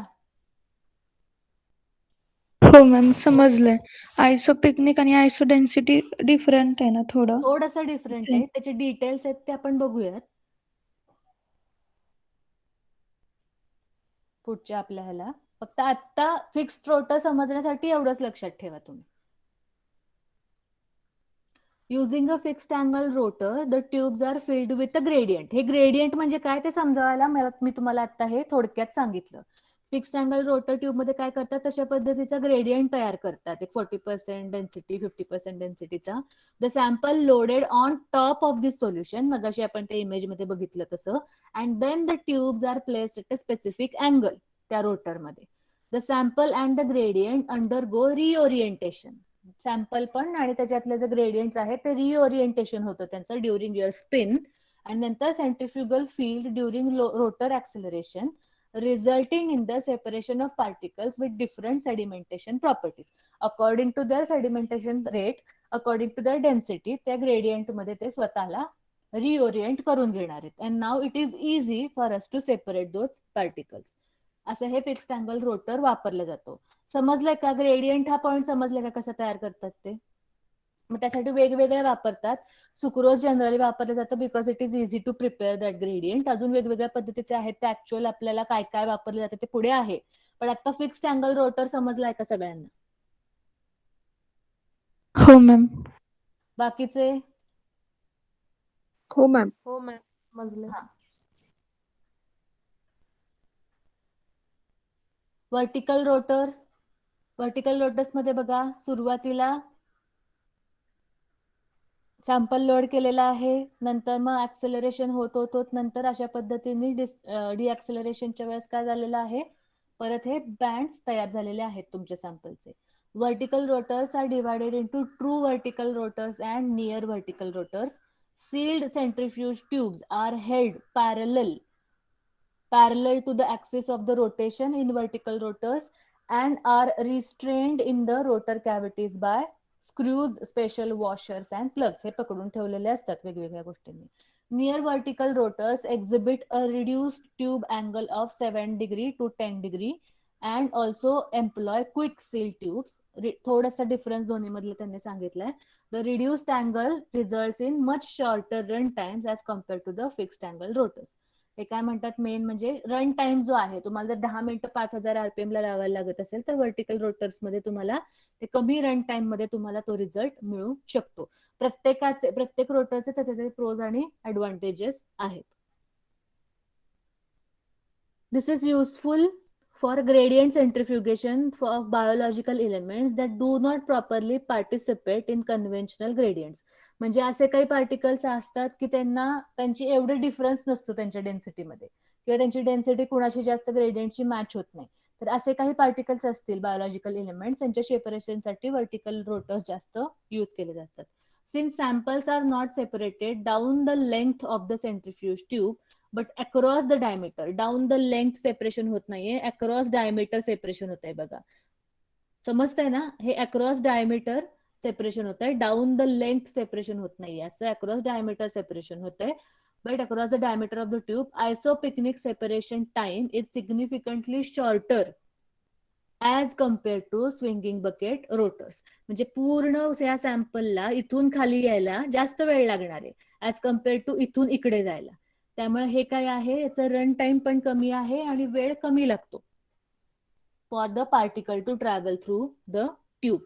Reorientation of gradients and banding of particles occurs in a vertical rotor system is similar to that of fixed angle. हे आणि हे आपण बघितलं सिमिलर आहे. फिक्स्ड अँगलचं हे बँडिंग आणि व्हर्टिकल रोटरचे हे बँडिंग काय आहे, हे सेम आहे. It is similar to fixed rotor. So this is vertical rotors. नंतर स्विंगिंग बकेट रोटर्स पण काल आपण बघितलंय. हिंज पिन्स, बिजागिऱ्या मी काल सांगितलं, हिंज पिन्स असतात और क्रॉस बार्स असतात. Is use to attach rotor buckets in swinging bucket rotors. They are loaded in vertical position and during the initial acceleration phase rotor buckets swing out horizontally and then position themselves at the rotor body for support. Swing out होतात या, इथं बघा इथे अडकवलेले आहेत आणि जेव्हा तुम्ही spin चालू करता तेव्हा दे विल स्विंग आउट. ठीक आहे. This is a method of choice when maximum resolution of banding zones is required. Resolution जास्त व्यवस्थित सेपरेट जर तुम्हाला हव्या असतील व्यवस्थित पार्टिकल्स तर त्यावेळेस तुम्हाला या वापराव्या लागतात. झोनल स्टडीज जे असतात ते पण पुढे आपल्याला. Zonal studies based on separation of biological particles as a function of sedimentation coefficient. Great variety of gradients can be used with swinging bucket rotors making them method of choice when maximum resolution of banding zones is required. Maximum resolution, maximum separation हवा असेल तर swinging bucket rotors वापरावे लागतात. तर हे तिन्हीचं आता clear झालेले आहे का? आता विसरणार नाही ना कोणी?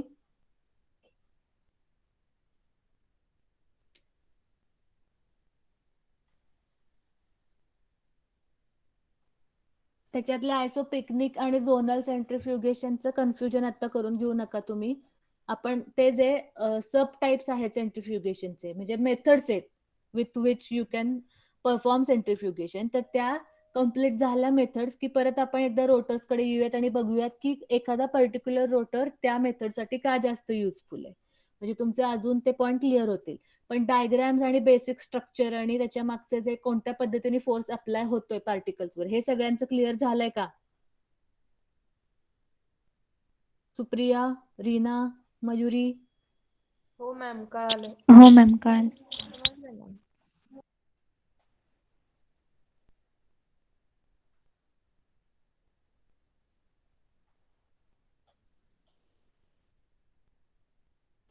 एक मिनिट पण आता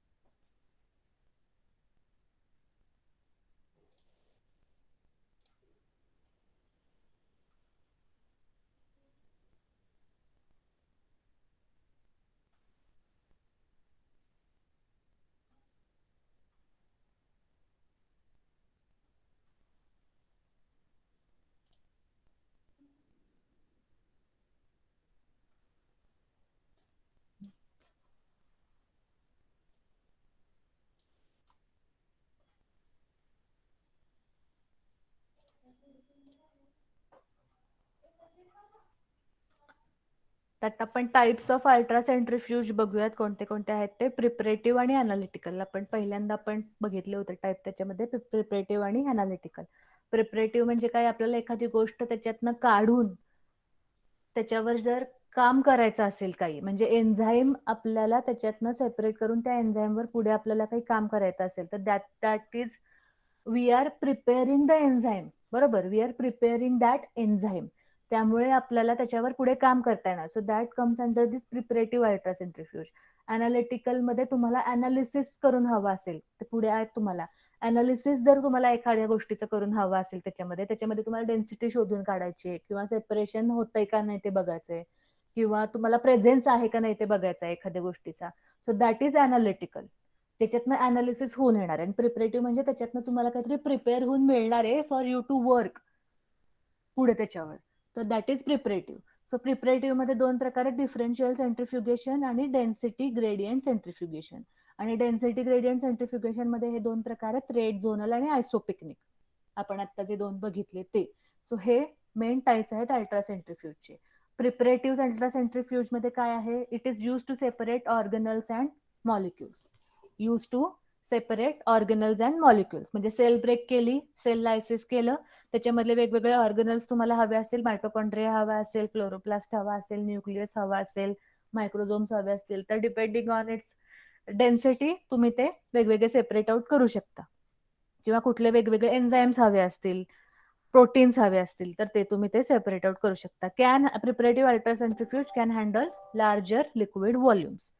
separation methods used in preparative ultra centrifuge काय आहेत, एक म्हणजे डिफरन्शियल सेंट्रिफ्युगेशन आणि दुसरं आहे डेन्सिटी ग्रेडियंट सेंट्रिफ्युगेशन. डिफरन्शियल मध्ये काय आहे बघा, differential centrifugation it is based on the size of the particles used for simple pelleting. आपण जे हे करतो पेलेट आउट करतो आपण, फाज साठी पण तुम्ही केलं असेल, पेलेटिंग केलं असेल, पेलेट बाजूला काढलं असेल, सुपरनायट्रन घेतलं असेल तर that is basic differential centrifugation. It is used for simple pelleting for the separation of subcellular organelles and macromolecules. जर अजून स्पिन दिला तर त्याच्यातले अजून मोठे मोठे मॅक्रोमॉलिक्युल्स आहेत ते पण सेडिमेंट होऊ शकतात आणि सेल्युलर ऑर्गनल्स म्हणजे सेल डेब्री, सेल वॉलचा पार्ट, फायबर्स कुठले असतील ते, एक्स्ट्रा सेल्युलर मॅट्रिक्स, ते सगळं खाली बसतं आणि फक्त सेल्युलर ऑर्गनल्स जे आहेत लेस डेन्स ते फक्त तुम्हाला मिळू शकतात. First sample must be homogenised. Sample must be homogenization म्हणजे काय, सपोज मला फॉर एक्झाम्पल पान आहे एखादं, एक अडुळशाचं पान आहे, अडुळशाचं औषध तयार करतात आपल्या सगळ्यांना माहितीये. सो मला आता शोधायचं की त्या अडुळशामध्ये अशी कोणती गोष्ट आहे की जी औषधासाठी आपल्याला उपयोगी पडते, म्हणजे लीड कंपाऊंड त्याच्यातलं मला शोधून काढायचंय. पुढच्या वर्षी तुम्हाला फार्मास्युटिकल मायक्रोबायोलॉजीमध्ये हे सगळं आहे तर लक्ष द्या त्याच्याकडे. की सपोज अडुळशाचं पान आहे, आता मला माहिती आहे की अडुळशाच्या पानामुळे लोकांचा खोकला बरा होतोय, तर मला हे शोधून काढायचंय की त्या अडुळशाच्या पानामध्ये असं आहे काय नक्की, कोणतं कंपाऊंड आहे की विच इज हेल्पिंग पीपल, ठीक आहे, टू क्युअर देअर कफ. ठीक आहे. तर मग मी काय करणार, मला आधी काय करायला लागणार आहे, त्याच्यातले वेगवेगळे जे मॉलिक्युल्स आहेत किंवा वेगवेगळे जे कंपाऊंड आहेत ते मला सेपरेट आउट करावे लागतील. तर याला वेगवेगळ्या मेथड्स आहेत. आपण आता सेंट्रिफ्युगेशनच्या व्ह्यूनी बघतो. याला अजून खूप वेगवेगळ्या मेथड्स आहेत टू सेपरेट दिस कंपाऊंड, पण आता आपण सेंट्रिफ्युगेशन शिकतोय म्हणून मी त्याचं एक्झाम्पल देते. तर सपोज मला त्याच्यामधले ते कंपाऊंड आहेत, एक 4-5 कंपाऊंड मला वाटतंय की त्याच्यामुळे इफेक्ट होत असेल, तर ते मला सेपरेट आउट करायचे. तर मी काय करेन, पहिल्यांदा मी डायरेक्ट तर अडुशाचं पान सेंट्रिफ्युज नाही करू शकत अख्खच्या अख्खं. मग काय करायला लागेल मला, फर्स्ट स्टेप काय असेल,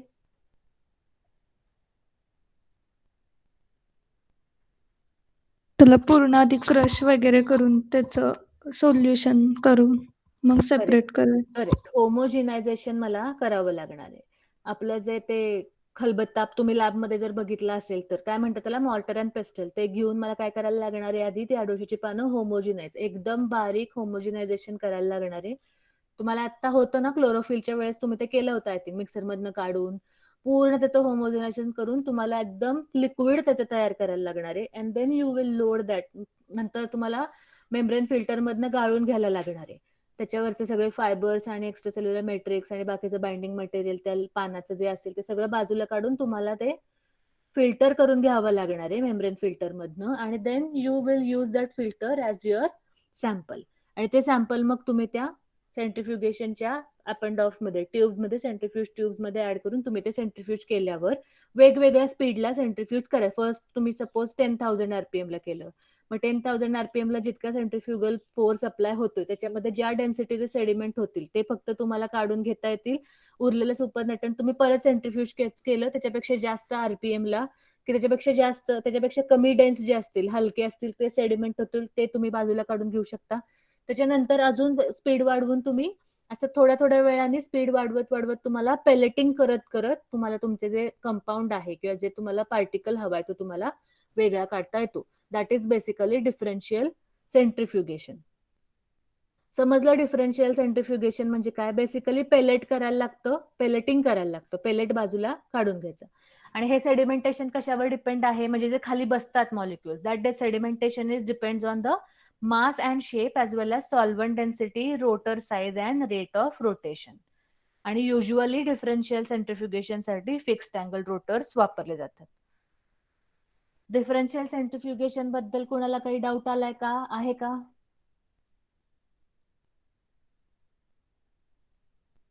या इमेज मध्ये क्लिअर होईल. हे स्टार्टिंग सस्पेन्शन आहे, त्याच्यात तुमचे आता सगळेच पार्टिकल्स, सगळेच मॉलिक्युल्स आहेत.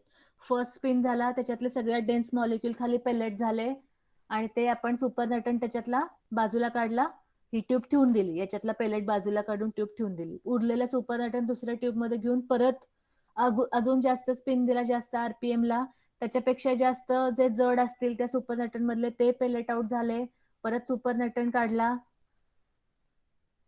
अशा पद्धतीने आता हे पेलेट 1 दिल्यानंतर काय झालेलं आहे, वॉश दिला गेला. इथे पण वॉश देतो आणि नंतर पेलेट 3 हा सगळ्यात जो हलका असेल तो सगळ्यात शेवटी पेलेट 3 ला, थर्ड स्पिनला तो खाली सेडिमेंट होणार आहे. डायग्राम बघा, समजते का?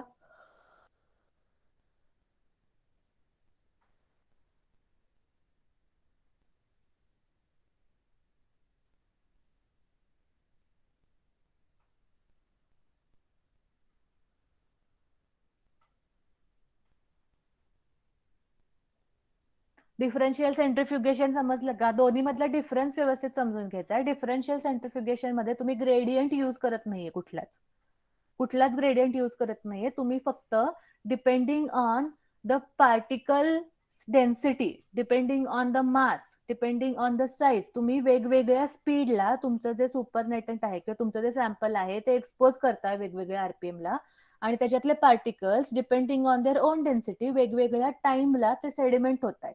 आणि ते पेलेट आउट झाले की वरचं सुपरनॅटंट तुम्ही दुसऱ्या ट्यूब मध्ये घेताय आणि तो पेलेट वेगळा काढताय आणि परत पुढच्या सुपरनॅटंटला तुम्ही परत एकदा स्पिन देताय, मग उरलेले सेडिमेंट होतात. अशा पद्धतीने हे डिफरन्शियल सेंट्रिफ्युगेशन चालतं. कुणाला कळलेलं नाहीये असं कोण आहे का? डिफरन्शियल सेंट्रिफ्युगेशन क्लिअर सांगा मला आता, लगेच आपण रिपीट करूया. राजश्री, ऋषिकेश. मॅम, प्रत्येक स्टेपला वॉश देऊन सेपरेशन करायचं म्हणून त्याला डिफरन्शियल सेंट्रिफ्युज ना, असंच ना? डिफरन्शियल म्हणजे काय? एखाद्या कुठली तरी गोष्टींमध्ये डिफरन्स आहे आणि त्या डिफरन्स आपण एक्सप्लॉइट करतोय. मग याच्यात आपण कुठला डिफरन्स एक्सप्लॉइट करतोय? तर त्या ज्या सॅम्पल मधले पार्टिकल्स आहेत त्या प्रत्येक पार्टिकलची डेन्सिटी वेगळी आहे, त्याचं मास वेगळं आहे. बिकॉज त्यांची डेन्सिटी वेगळी आहे ते वेगवेगळ्या आरपीएम ला सेडिमेंट होत आहेत. मग हे आपण डिफरन्स जो आहे त्याच्या डेन्सिटी मधला आणि मास मधला तो आपण एक्सप्लॉइट करतोय आणि त्या डिफरन्सवर आपण सेंट्रिफ्युगेशन करतोय, म्हणून त्याला डिफरन्शियल सेंट्रिफ्युगेशन म्हणलं. वॉश ही स्टेप काय आहे? तर आता मी सपोज मला माझ्याकडे सेल कल्चर कमी आहे, मी सेल लायसिस केलं आणि मी सस्पेन्शन तयार केलं आहे सेल लिसिस करून सॉनिकेशन करून आणि याच्यात सगळ्या सेल्सचे गोष्टी आहेत सगळ्या आणि याच्यातले मला मायटोकॉन्ड्रिया वेगळा हवाय, मायक्रोझोम वेगळा हवाय, गॉल्गी कॉम्प्लेक्स वेगळं हवंय.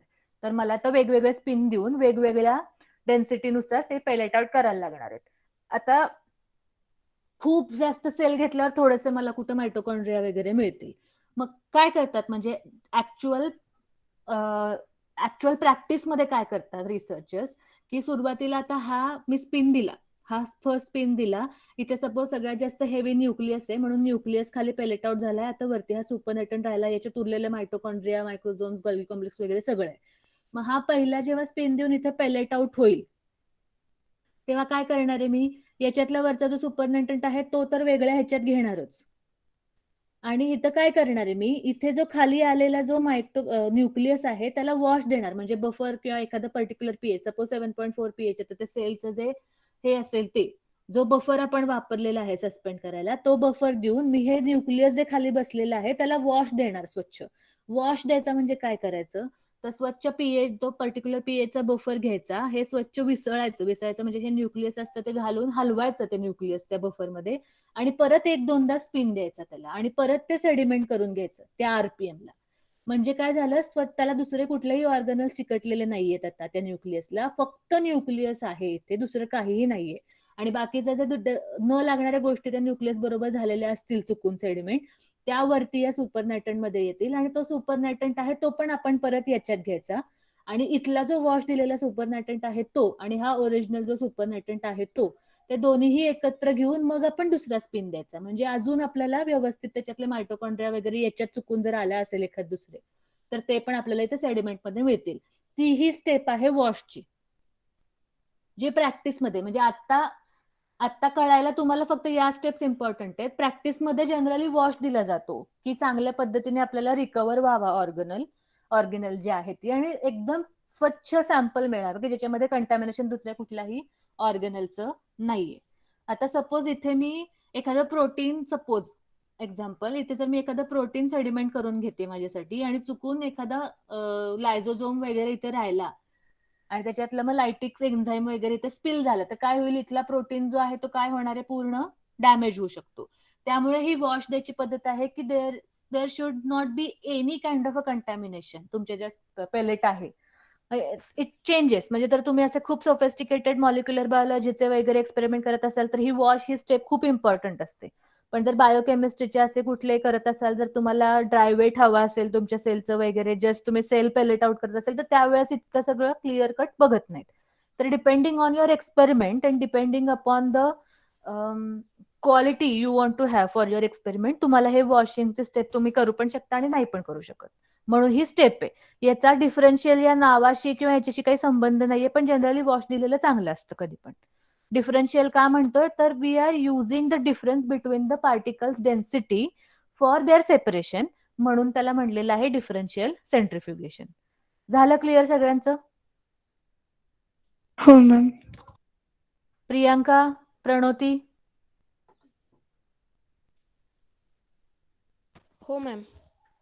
ओके.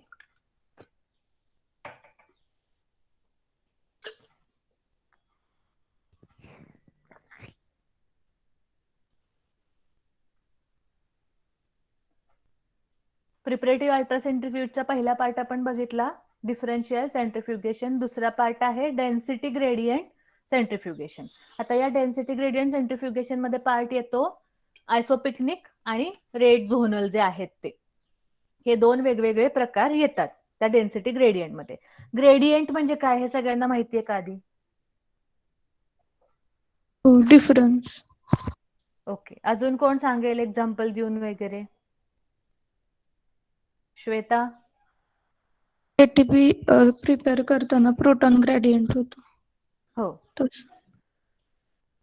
पण ते 2च ग्रेडियंट झाले, सेलच्या बाहेर सेलच्या आत.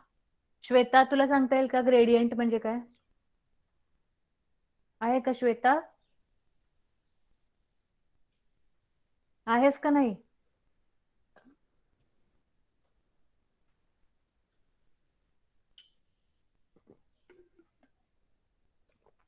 श्वेता सुतार येत नसेल? आहे मॅम. हे सांगता येईल का तुला ग्रेडियंट म्हणजे काय?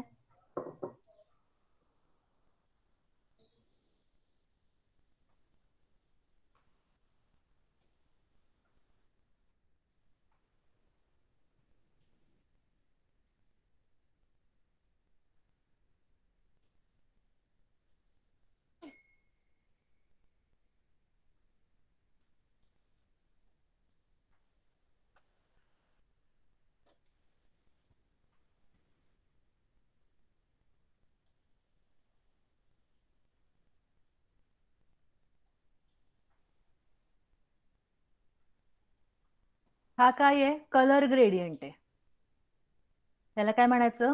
Colour gradient. इथे वेगळा कलर आहे, इथं वेगळा कलर आहे, इथं वेगळा कलर आहे, इथं वेगळा कलर आहे, पण पूर्ण अख्खाच्या अख्खा वेगळा कलर लगेच तयार होतो हे आपल्याला काही समजत नाही ह्याच्यावरून. ग्रॅज्युअली तो डिफरन्स झालेला आहे. ग्रॅज्युअल डिफरन्स आहे म्हणून त्याला म्हणायचंय gradient. Because the change is gradual, therefore it is gradient. म्हणून मग आपण जेव्हा ग्रेडियंट, इथे पण बघा हे काय आहेत? सगळे ग्रेडियंट्स आहेत, बरोबर? तर तशा पद्धतीने जेव्हा आपण आपल्या सेंट्रिफ्युगेशन मध्ये ग्रेडियंट तयार करतोय तेव्हा तो कशाचा ग्रेडियंट तयार करतो? आपण वेगवेगळ्या डेन्सिटीचा ग्रेडियंट तयार करतो, वेगवेगळ्या डेन्सिटीचा. मग सगळ्यात खाली 50% डेन्सिटी असेल, त्याच्यावरती थोडीशी वाढलेली 40% डेन्सिटी असेल, त्याच्यावरती थोडीशी वाढलेली 30% डेन्सिटी असेल. And this change in the density is gradual, therefore there is gradient density. डेन्सिटीचा काय आहे? तो ग्रेडियंट तयार झालेला आहे. मग ही डेन्सिटी वेगवेगळ्या डेन्सिटीचं कशी तयार करायचं एखादा ग्रेडियंट किंवा सोल्युशन कसं तयार करायचं? तर मग अशी आपण बघितलं की सुक्रोजचं कॉन्सन्ट्रेशन, तुम्ही सपोज 6 मोलर सुक्रोज तुम्ही सोल्युशन तयार केलं तर 6 मोलर सुक्रोजची डेन्सिटी ही 5 मोलर सुक्रोजच्या डेन्सिटीपेक्षा जास्त असणार आहे, because there is more concentration, there are more molecules in that solution. त्यामुळे तुम्ही जर सगळ्यात खाली 6 मोलर सोल्युशन टाकलं सुक्रोजचं, त्याच्यावरती 5 टाकलं, त्याच्यावरती 4 टाकलं, तर आपोआप तिथे कॉन्सन्ट्रेशनचा ग्रेडियंट तयार, डेन्सिटीचा ग्रेडियंट तयार होणार आहे. सो अशा पद्धतीने आपल्याला त्या डेन्सिटीचा ग्रेडियंट तयार करता येतो. आणि त्याच्यावर when we load our sample, आणि जेव्हा आपण स्पिन करतो तेव्हा त्या सॅम्पल मधले जे पार्टिकल्स असतील, biological entities or any compound, that will reorient itself in to the gradient according to its own density. मग त्या पार्टिकलची, त्या सॅम्पल मधल्या ज्या पार्टिकलची density is matching with the 50% gradient or 50% ग्रेडियंटच्या पार्टमध्ये, त्याच्यात तो स्वतःला रिओरिएंट करून घेईल due to the force, centrifugal force जो आपण अप्लाय करतोय तो.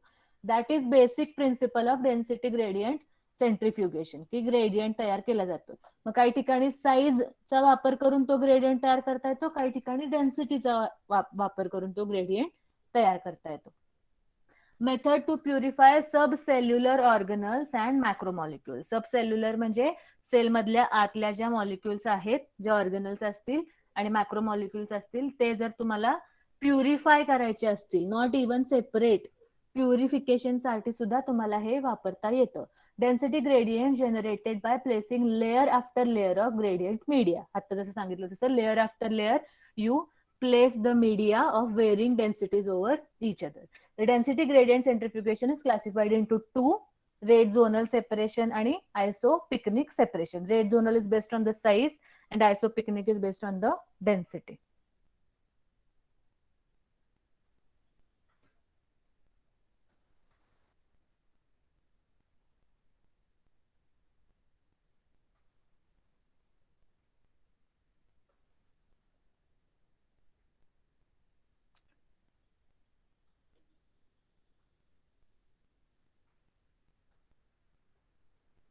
एक मिनिट जरा हे झालंय.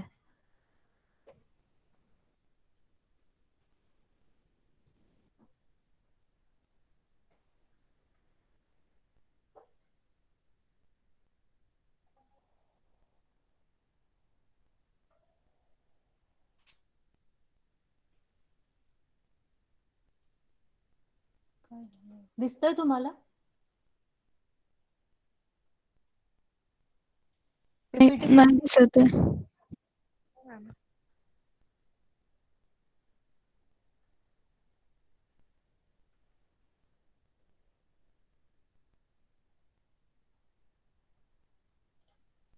एकच मिनिट हा, काहीतरी problem.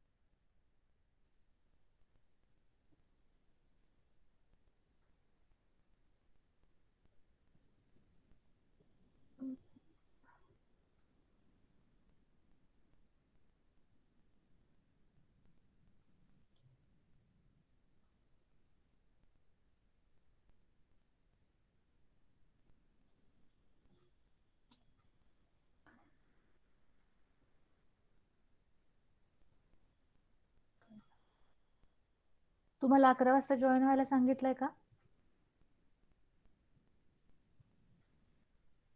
YC फेअरच्या ह्याला जॉईन व्हायला सांगितलंय का?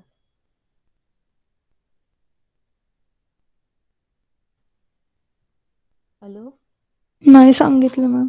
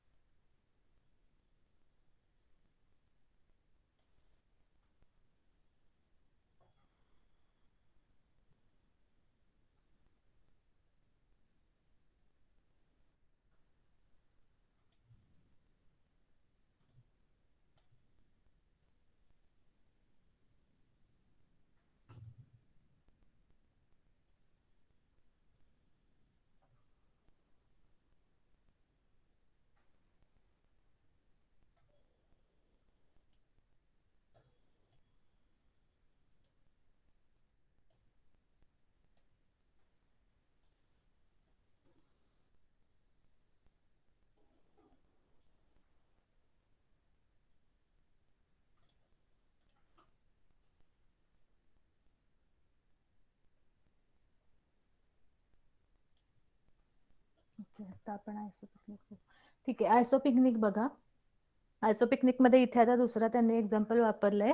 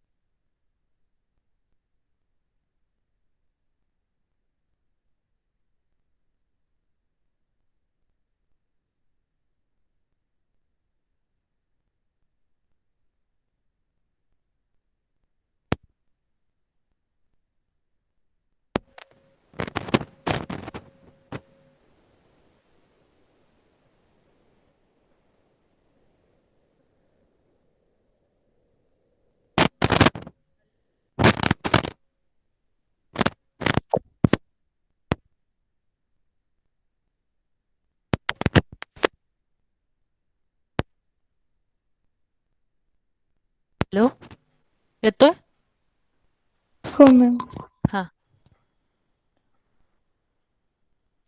तर सीजियम क्लोराईड जे आहे, CSCl, सीजियम क्लोराईडचा उपयोग करून आपल्याला तशा पद्धतीने ग्रेडियंट तयार करता येतो आयसोपिकनिक डेन्सिटी सेपरेशन मध्ये.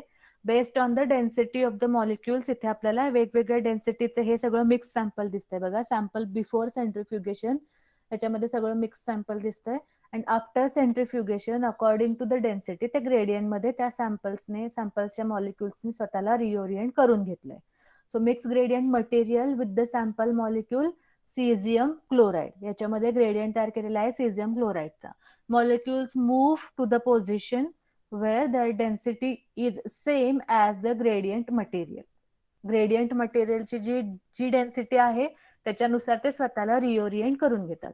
In order to generate a gradient we select caesium chloride concentration that will give a range of densities that includes the range of molecules that have to be separated. आपल्याला आपण sample घेतल्यानंतर अंदाज असतो की त्याच्यामधले जे organelles आहेत किंवा जे इलेमेंट्स आहेत ते कोणत्या डेन्सिटीचे असतील याचा आपल्याला अंदाज असतो. लिटरेचर रिव्ह्यू मध्ये आपण वाचलेलं असतं, अभ्यास असतो आपला तो, if you are doing a experiment. तर त्याच्यानुसार आपल्याला तो जो ग्रेडियंट आहे सीझियम क्लोराईडचा तो तसा तयार करायला लागतो, so that the particles will get separated according to their density. मग used for separation of DNA, this is generally used for the separation of DNA. आणि ह्याच्यासाठी swinging bucket or fixed angle rotor वापरला जातो. Swinging bucket or fixed angle rotor. So isopycnic आता समजलेला आहे का सगळ्यांना?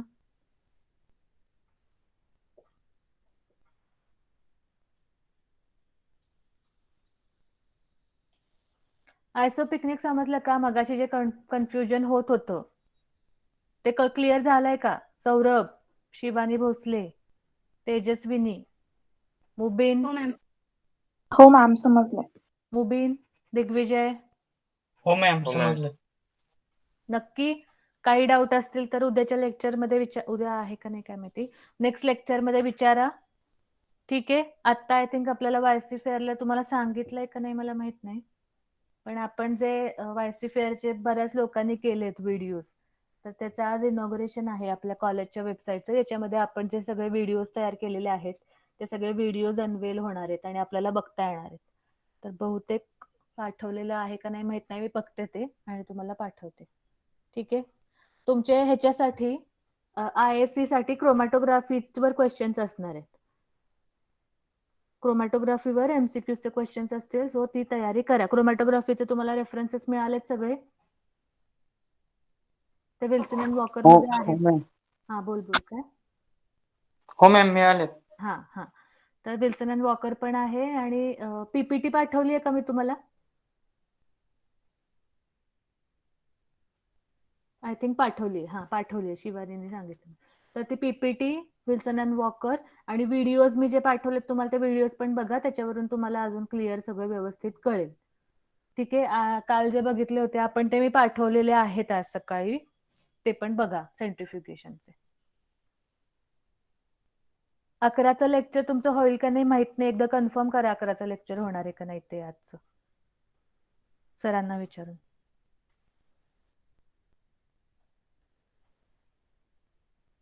लिव्ह केलं तरी चालेल.